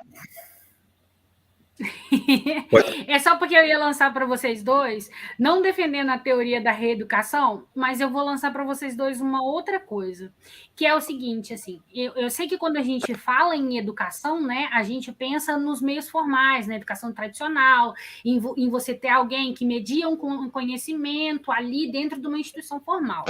Mas a gente precisa pensar, eu acho, tá? Estou aqui pensando junto com vocês. Eu acho que a gente precisa pensar que nós temos que compreender a educação num âmbito um pouco maior do que esse tradicional sala de aula ali. E aí, se a gente para pensar nisso, eu compreendo a questão da educação, sim, mas isso me leva para um outro lugar. Enquanto vocês estavam falando, eu estava aqui pensando, na hora que o professor brincou, Freud explica, eu fiquei pensando assim, Simmel também, Lipovetsky também, e aí começou a fervilhar um monte de trem na cabeça, e aí eu fiquei pensando isso, assim, o quanto a moda é esse sistema simbólico, né? Esse sistema que está ali e que foi agenciando a gente esse tempo todo. E ela é essa construção. E essa construção, ela também não é uma forma de educar, muito entre aspas. Totalmente. Sim, totalmente. Sim. Eu tive um professor no mestrado que falava assim, a gente falava sobre desenvolvimento, e ele falava assim, desenvolvimento para quem? E aí eu penso que a gente está falando de educação, mas educação para quem também, né? Qual modelo, né? Vai ser o americano, vai ser o inglês, ou vai ser o nosso modelo que a gente tem tentado decolonizar, né, ao longo do tempo, né, que é uma palavra que tem sido utilizado muito no momento, né, decolonizar esse olhar. Eu acho que a gente está inserido num sistema e a gente tenta dar respostas para as demandas que a gente tem, né? E a demanda hoje que eu percebo que é mais emergencial é a gente tá precisando rever muita coisa, né? Repensar, né? E tanto no campo da educação formal, como até mesmo enquanto educação de como a gente quer ser enxergado lá fora, né? Eu fiquei 3 meses em Portugal fazendo parte da minha pesquisa do doutorado. E foi uma experiência muito positiva. É lógico que Portugal, né, gente, da Europa é o país com menos expressividade, né? Você tem países lá com mais expressividade, mas é o retrato do que é, de certa forma, parte da Europa, está dentro da Europa, né? Não tem como a gente negar isso. E eu fiquei impressionado com a qualidade técnica que nós temos aqui no Brasil, em vários sentidos, né? Eu cheguei lá achando que ia haver um mundo novo, e aí eu cheguei lá, fiquei com a vontade de voltar para o Brasil o mais rápido possível, porque a gente tem muita coisa boa aqui, muita coisa para ser colocada em prática. Temos um mercado enorme em todos os sentidos, né? Então, eu penso que a gente tem que construir um ideal brasileiro, né? Um projeto nacional, né? Algo que tenha a nossa cara, que tenha nosso jeito, que tenha a nossa pegada, porque importar esses modelos já não vai resolver o nosso problema. Porque o modelo que a gente quer importar e que querem enviar para a gente é um modelo extrativista, né? Você tem terra aí, você tem minério para caramba, manda para mim que eu compro. Ah, não, então beleza. É mais fácil o quê? Eu montar uma empresa de engenharia para transformar o minério em chip ou exportar minério? Exportar minério. E a mesma coisa com grãos, e a mesma coisa com outras coisas. Penso que... Algodão, desde Getúlio Vargas, a gente exporta algodão. Então, a gente tem que repensar e rever isso, né? E ver para onde nós vamos. Esse é o grande exemplo até da questão que a Thalita tinha perguntado sobre a questão de terra, né? A gente traz muito essa cultura para cá, né? Todo mundo aqui colocou isso, a gente ara o chão sem haver necessidade. Mas por quê? Porque isso era uma cultura de regiões áridas que tinham que executar dessa forma, e não é uma realidade aqui, a gente acaba destruindo todo o nosso bioma, todo o nosso processo, e está havendo uma educação nova agora sobre isso. Existem grupos executando isso. Né? Então, acho que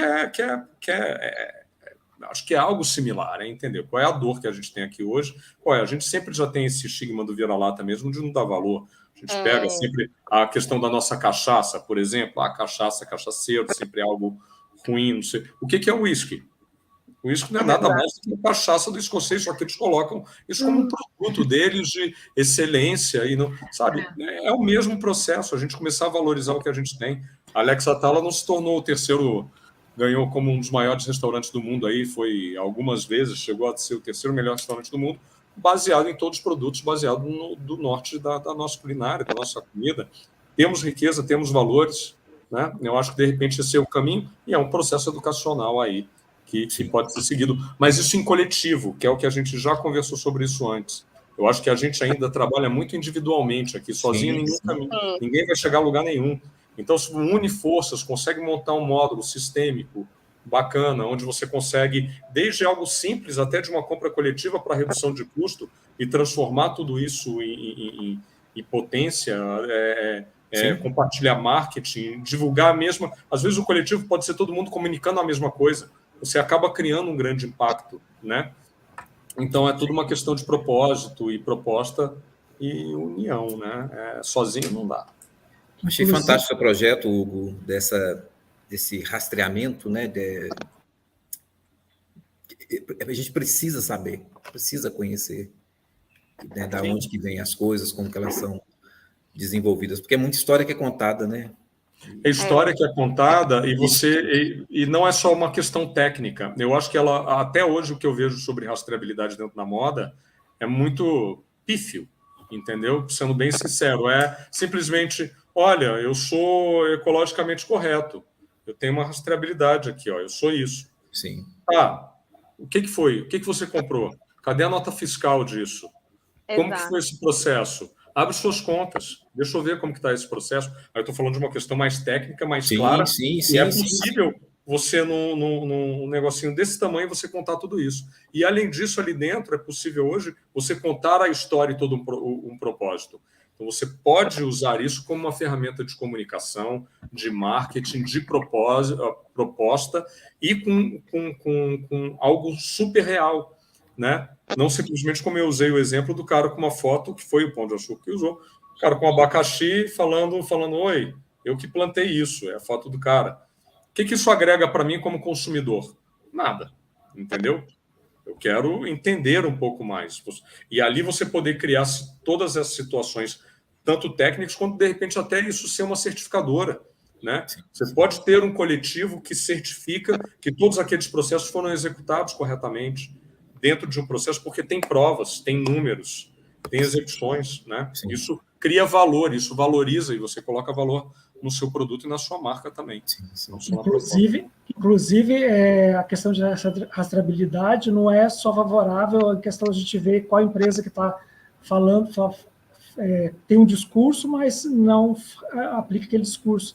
Até empresas pequenas, e como a da Thalita, também podem validar o processo dela. Por exemplo, ela falou assim, o que o Júnior está falando, eu faço. Mas então, acaba-se não enxergando as coisas boas também que faz. E uma rastreabilidade também traz isso à tona, traz as coisas boas e ruins. A gente pode até criar um score das empresas, né? Exato. E ele sobe e desce. A gente já não tem o score das pessoas, a gente lá no Serasa, a gente não é taxado dessa forma, então as empresas é o mesmo também. Processo. E é um processo de crescimento. Você pode ter um início. Olha, eu já faço isso e é legal. O resto eu não faço ainda porque eu não tenho condições, entendeu? Exatamente. E, por exemplo, a Thalita pode usar... Para mim é muito alto. De repente, isso começa a trazer uma rede de informação que fala, para mim também, para mim também, para mim também. Vamos unir força e vamos tentar regularizar isso?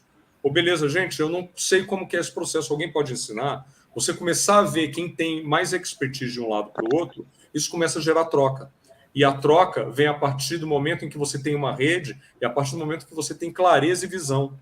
Eu não sei o que a Thalita está fazendo, eu não sei o que o Júnior está fazendo. A partir do momento que a gente tem uma rede onde eu consigo enxergar tudo de todo mundo, eu vou ver o que a Fernanda sabe fazer, eu vou ver o que o Júnior sabe fazer e o que eu sei. E a gente faz essa troca e todo mundo vai chegando num grau de excelência. Parece algo complexo, mas não é. Só basta iniciar e ter um lugar para... Aí é onde vem a tecnologia, que ela pode ajudar muito dentro desses processos, né? Ninguém vai ser perfeito em nada, a gente não pode ser hipócrita. Sendo bem sincero, a história do ISD, tudo, é muito greenwash para várias grandes empresas. Não tem como, não é viável, gente. Entendeu? Vamos ser realistas. Eu não vou usar esse produto, vou utilizar porque eu vou lavar e vou reaproveitar. Quanto que você está gastando de água? Fez essa conta? De repente, o que você está gastando de água é melhor do que descartar um produto? A gente, às vezes, não sabe, tem que fazer essa conta. Então, assim, cada um vai ser excelente em algum processo, né? Sim. A questão é cada um saber contar a tua história com veracidade, com verdade, e eu acho que esse é um caminho. E a gente viu isso muito lá no Fluxonomia, né? Aqueles exemplos até do Wikipedia, né? Lá da questão não do Wikipedia, dos livros, da tradução dos livros, né? Se fosse alguém fazer sozinho, ia demorar décadas. Exato, né? E ali todo mundo colaborando com um pouquinho, ali faz traduções, não sei quantas mil traduções ao dia. É o mesmo processo. Mas a colaboração.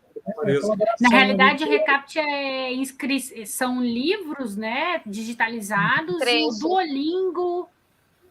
Sim, e o Duolingo, exato, as traduções, né?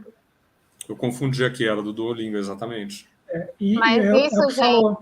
Opa, pode falar, Júnior. Não, só ia falar assim que, em vez da gente promover, né, a disputa entre as indústrias, a união mesmo, a troca de informações, a troca dessas soluções. Pode falar. Um negócio complexo.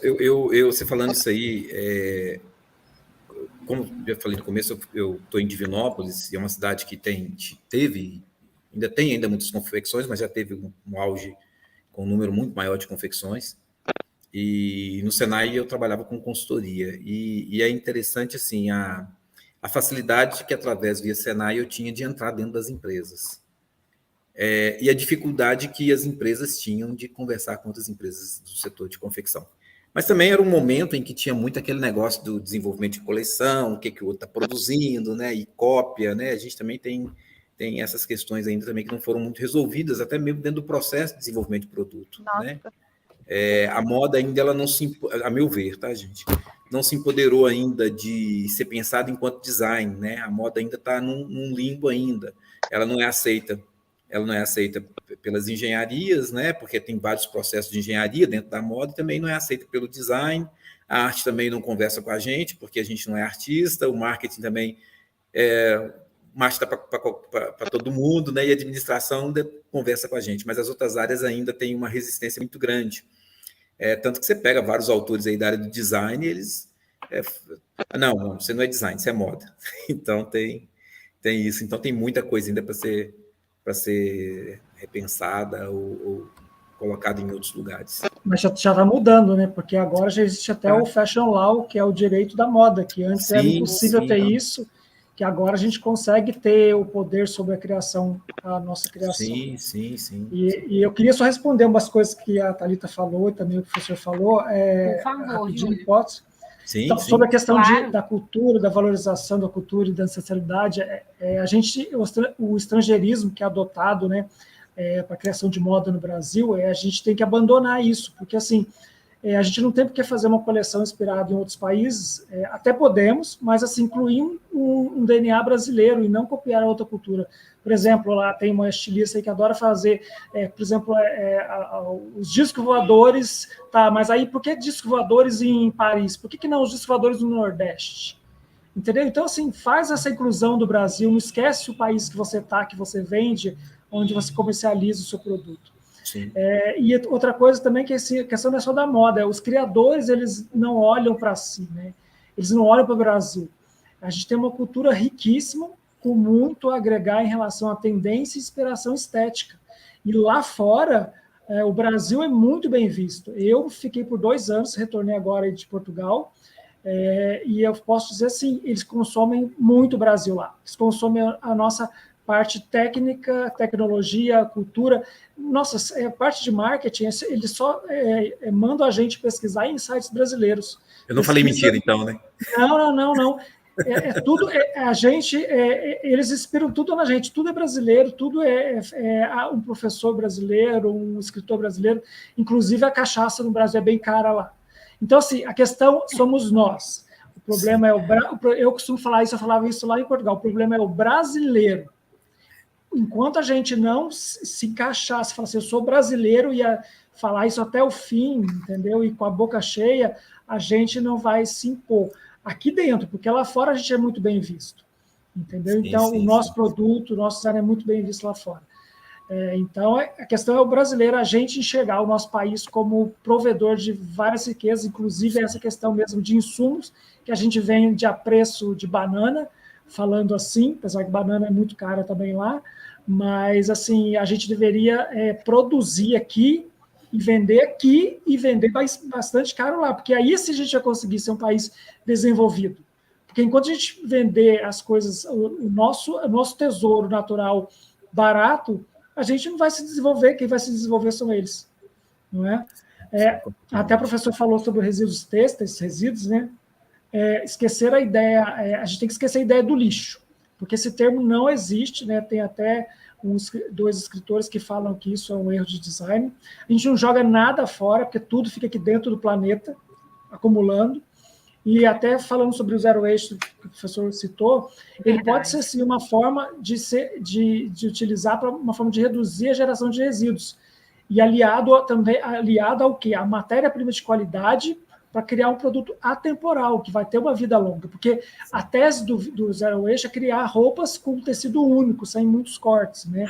Mas a gente consegue fazer isso, fazer com que o produto dure mais. Quanto tempo mais ele durar, mais tarde ele vai voltar para o processo para ser reciclado, que seria o processo que tem que ser feito. Não descartar. Não existe descartar nada. Deixa eu só te fazer uma observação. Para você, o que é desperdício?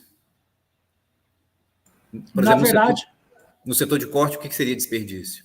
Na verdade, hoje em dia, eu não vejo nada como desperdício, porque mesmo que sobra do corte, pode ser reutilizado de alguma outra forma antes de ir para o outro processo, que seria o final, que seria a desfibragem. Hoje em dia, eu já não vejo nada como desperdício.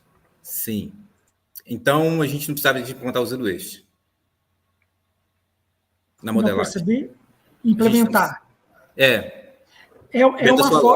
uma forma de design. Eu vejo o zero waste como uma forma de design, porque você tem jeito de que consegue criar produtos diferenciados com essa técnica, com volumes e outras qualidades, e não precisa cortar. Você não precisa fazer o corte e não vai gerar esse resíduo, porque, na verdade, o resíduo não é lixo, não é desperdício, é resíduo só que vai ser utilizado de outra forma. Então, hoje em dia, tem uma visão muito diferente disso. Eu já não vejo nada como ponto final, eu vejo como intermediário para outro processo depois. Sim.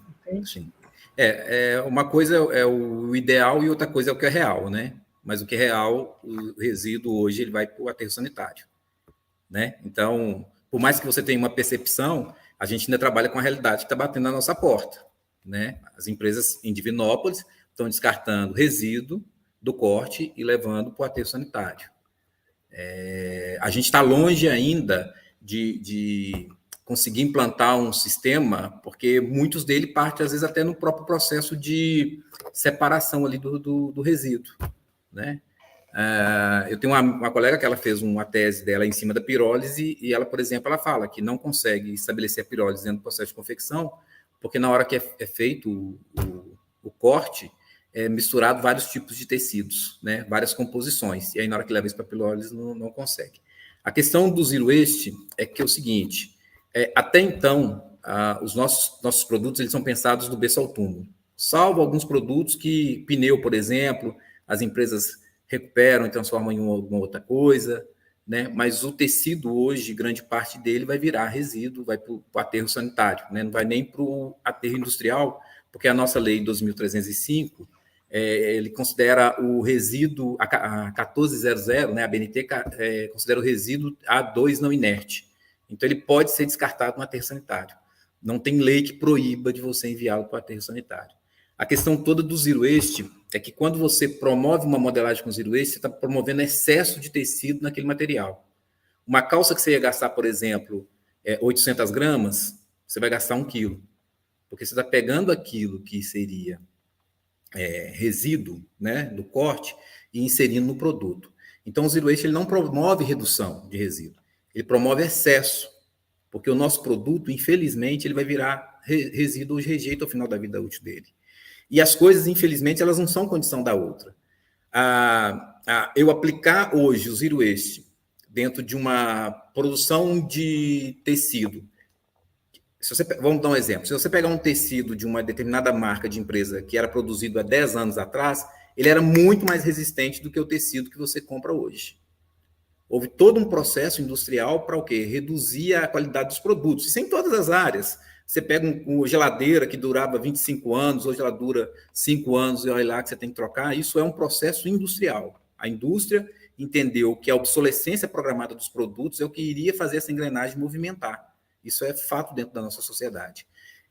E se você me desse uma certeza que esse tecido ele teria mais durabilidade por ser trabalhado em cima de uma modelagem zero waste, talvez a gente poderia até começar a discutir isso.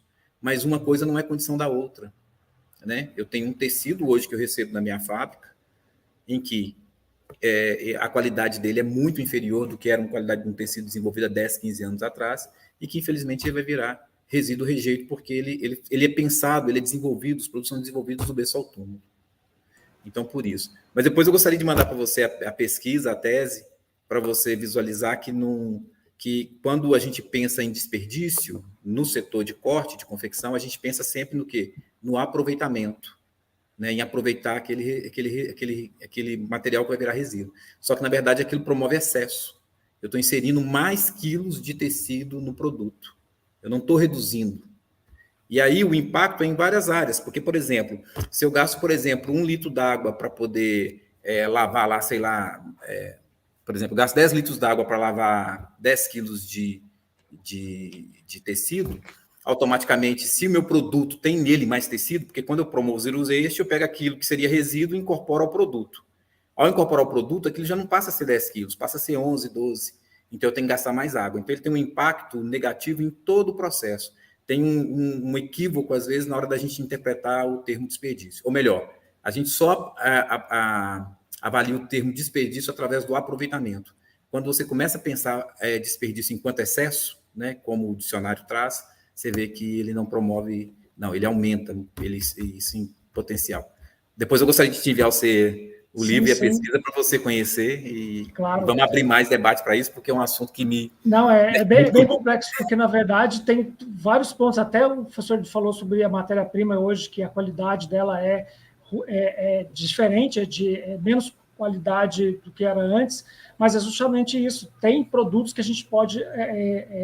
produtos de qualidade que a gente pode substituir esse que não tem essa durabilidade. Então, assim, são vários pontos que a gente tem que ver. Não adianta a gente recriminar um processo ou um jeito de produzir, mas tem todo o ciclo de vida do produto que tem que ser analisado para causar o menos impacto possível e ter o melhor aproveitamento. Então, assim, até o que eu queria dar exemplo era só isso mesmo, porque a questão do zero waste, mas também tem o upcycling, que faz a roupa lá ser utilizada novamente, dá mais um up de vida dela, mais um período, e o final é o downcycling, que é transformar o resíduo em insumo de novo no meio do desfibrilamento, que tem também a questão do problemática que todo resíduo que as indústrias, fábricas produzem, elas misturam, entendeu? Então, isso acaba atrapalhando essa possibilidade de reciclagem, que é até uma coisa que o Hugo, a gente está trabalhando nesse projeto lá, que a gente quer também lidar com essa gestão de resíduos, porque esses resíduos precisam ser tratados como matéria-prima novamente,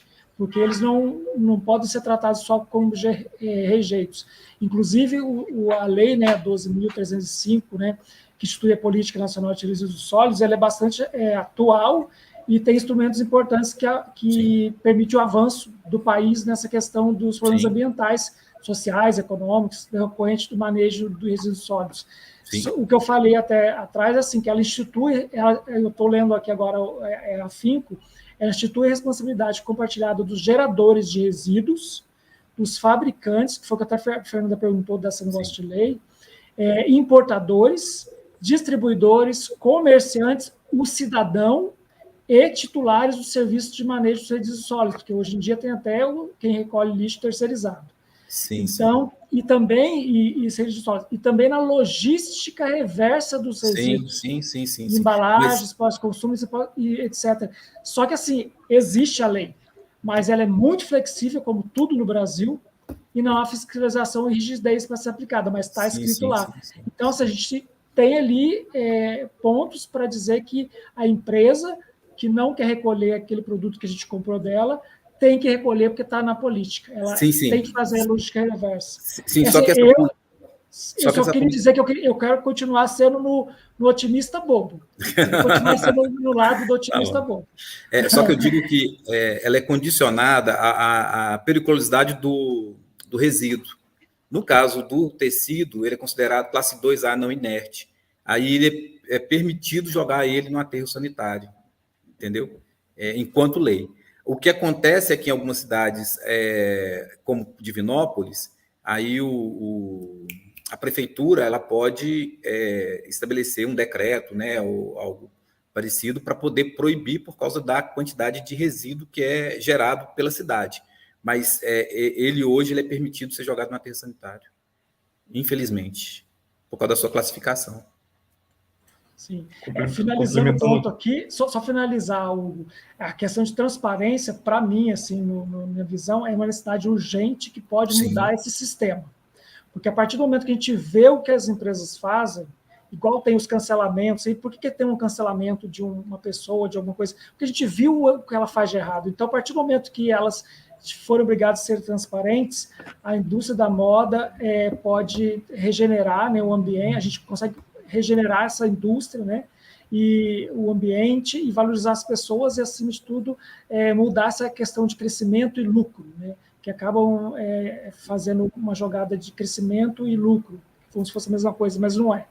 Então, agora, desculpa, Hugo, pode complementar. Não, mas eu só complementando um pouco aí, eu acho que tem dois pontos aí, né? Eu acho que a necessidade, que ela é clara, e a realidade, né? E, mais uma vez, olhando no macro de novo, não é um problema só da moda. Não. Questão de resíduo e questão de reaproveitamento. A gente falou muito de reciclagem e tudo mais, né? Eu moro aqui em São Paulo, os prédios têm processo de reciclagem, vão separar e depois junta tudo e joga igual, entendeu? É isso que acontece. Todo mundo ali vai bonitinho, separa. Na hora que o cara vai recolher, junta tudo. Mistura tudo, porque não tem, entendeu? Porque aí vem uma questão que aí outro ponto aí, a gente falou muito dessa palavra, indústria. Abrir indústria no Brasil é muito difícil, na verdade. A gente tem poucas, a gente quase não existe tipo de indústria.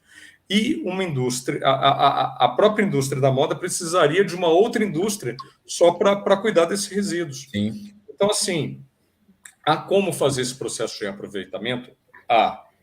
Qual seria o lucro disso? Como que seria esse processo?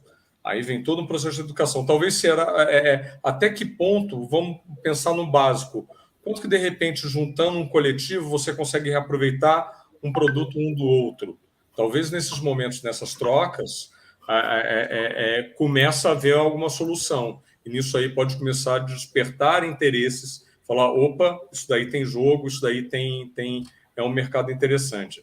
Mas é complexo. Eu acho que não é uma questão só de ser otimista, não. Existe uma realidade, mas ela é esperançosa. Tem que iniciar de alguma forma. Sim, tem que iniciar alguns processos. Mesmo que a gente não colhe exatamente amanhã, daqui a um ano, mas daqui a um tempo, sim. Mas certeza. Tem que ser iniciado. Gente, estou na live aqui. Professor? Peraí, estou numa live aqui. Meus alunos chegaram aqui, gente. Legal. Estou no laboratório de corte. Então, que aceita, peraí, estou na live. Eu ia falar isso, gente. A gente tá assim, estourando nosso tempo, mas eu acho que a gente conversou bastante. Sim. Na realidade, assim, eu tenho um convite para vocês. Eu acho que a gente precisa tocar essa fala, sabe? Tocar para frente essa fala, no sentido de amadurecer tudo isso que a gente falou, conversar um pouco mais. Sei lá, se a gente escreve um livro ou faz uma outra live, não sei o que vocês toparem, eu topo. Eu ia sugerir uma específica só de moda ética, porque aqui a gente viu como que tem muito pano para manga, aproveitando o trocadilho da área. Muito resíduo para manga. Muito resíduo. Para manga, porque tem muitas falas, muitos tópicos, que é um campo muito vasto, muito abrangente para a gente aprofundar. Acho a sua fala super válida. No mínimo, se os colegas estiverem de acordo, pensarmos em um seminário mais para frente específico. Um seminário para moda ética, né, Fê? Vamos sim. Vai ser um prazer. E Vamos chamar. Eu acho que, bom, o professor já está lá com os alunos chegando, eu não sei se alguém se o professor quer falar alguma coisa para finalizar, se vocês querem falar alguma coisa para finalizar. Eu só agradecer a oportunidade de conhecê-los aí, Hugo, Júnior, Fernanda, é um grande prazer. Espero a gente poder trocar mais figurinhas mais para frente, né? E construir mais esse conhecimento. A gente precisa produzir um conhecimento verdadeiramente brasileiro, né, sem partir muito do que é produzido lá fora, né, de olhar para dentro, né, e ver quais são nossas verdadeiras potencialidades, e é por aí. Obrigado. E desculpa qualquer coisa. A gente que agradece, imagina. Eu só queria falar um ponto que a Thalita perguntou, assim, Thalita, você falou assim, mas como que a gente vai mostrar, como que a gente vai falar, que forma a gente vai falar sobre a moda sustentável que a gente faz para as pessoas, mostrando. Por exemplo, você falou lá que tem pontos lá na sua empresa que você faz, você acabou ticando lá, fala, eu faço assim. Então, mostra isso, faz um stories, faz uma publicação e mostra. Porque tem grandes empresas, pequenas empresas que agora estão grandes na internet, justamente por isso, porque elas estão mostrando o que elas fazem, como elas fazem. Então, se você viu algum desses pontos que você já pratica, mostra. Filma, fotografa, expressa isso lá na internet, porque se você faz, você pode usar isso como marketing, entendeu? Ao contrário de outras empresas que usam como marketing, mas não fazem, entendeu? É isso. Perfeito. Obrigada, Júnior. Bem, obrigado também aí, pessoal. Denis, prazer. E Fernanda também, acho que a gente acabou ali, acho que a gente não trocou muito figurinha quando estava lá no São Paulo Fashion Week, mas fica aqui o meu prazer agora em estar conhecendo todos vocês. E eu acho que tem um oceano azul aí para ser navegado, gente. Com certeza. Com certeza. Só é começar, entendeu? Pensando em estrutura, pensando em processo, pensando em ideias, colocando ela, iniciando. É isso. Tem muita coisa bacana aí para ser feita, eu acho. Beleza. Muito obrigada, Hugo. Fê? Gente, se eu for falar aqui, vai render mais. Então, eu não vou falar nada agora, não, sabe? Para não correr o risco de que o assunto Guarda de botar mais para o água nosso no seminário feijão. de moda ética, amiga. Guarda para o Com nosso seminário de moda certeza, ética. assim eu farei. Mas eu quero agradecer de verdade, a troca aqui foi extremamente rica. Eu tenho certeza que quando a gente entra nesses bate-papos, a gente não traz só o nosso conhecimento, mas a gente também sai mais rico, né? É muito bom quando o outro traz algo que abra ainda mais a nossa cabeça e nos motive a pensar, a gerar novas ideias, porque é a partir disso que saem as grandes soluções, né? As grandes invenções e surgimento de novas estratégias. Então, sou muito grata a Thalita, que já é minha amiga do coração, no meio desse processo que a gente passou por aqui. Júnior, que eu tive o primeiro contato ontem, foi uma troca muito gostosa, adorei. Denis, que eu já tinha dado uma stalkeada, né, um Google, assim, e ver aqui a sua fala foi muito proveitosa, muito produtiva, gostei demais. E Hugo também, muito obrigada, adorei todas as coisas que você trouxe. É muito bom que a gente consiga reconhecer as expertises de cada um para criar uma potência ainda maior. Então, muito obrigada e bora mandar brasa para o próximo que, se Deus quiser, ano que vem estamos aí de novo, gente. E com projeto. Ai, perfeito, gente. Bom, o PPG, Arte, Cultura e Linguagem, o Laroyer, eu, Thalita, a Tess, nós, né, estamos muito felizes de ter estado com vocês aqui essa noite. Muitíssimo obrigada, foi perfeito. Nos encontramos em breve, então. Até mais, gente. Obrigada. Tchau, tchau. Prazerão, gente. Tchau, tchau.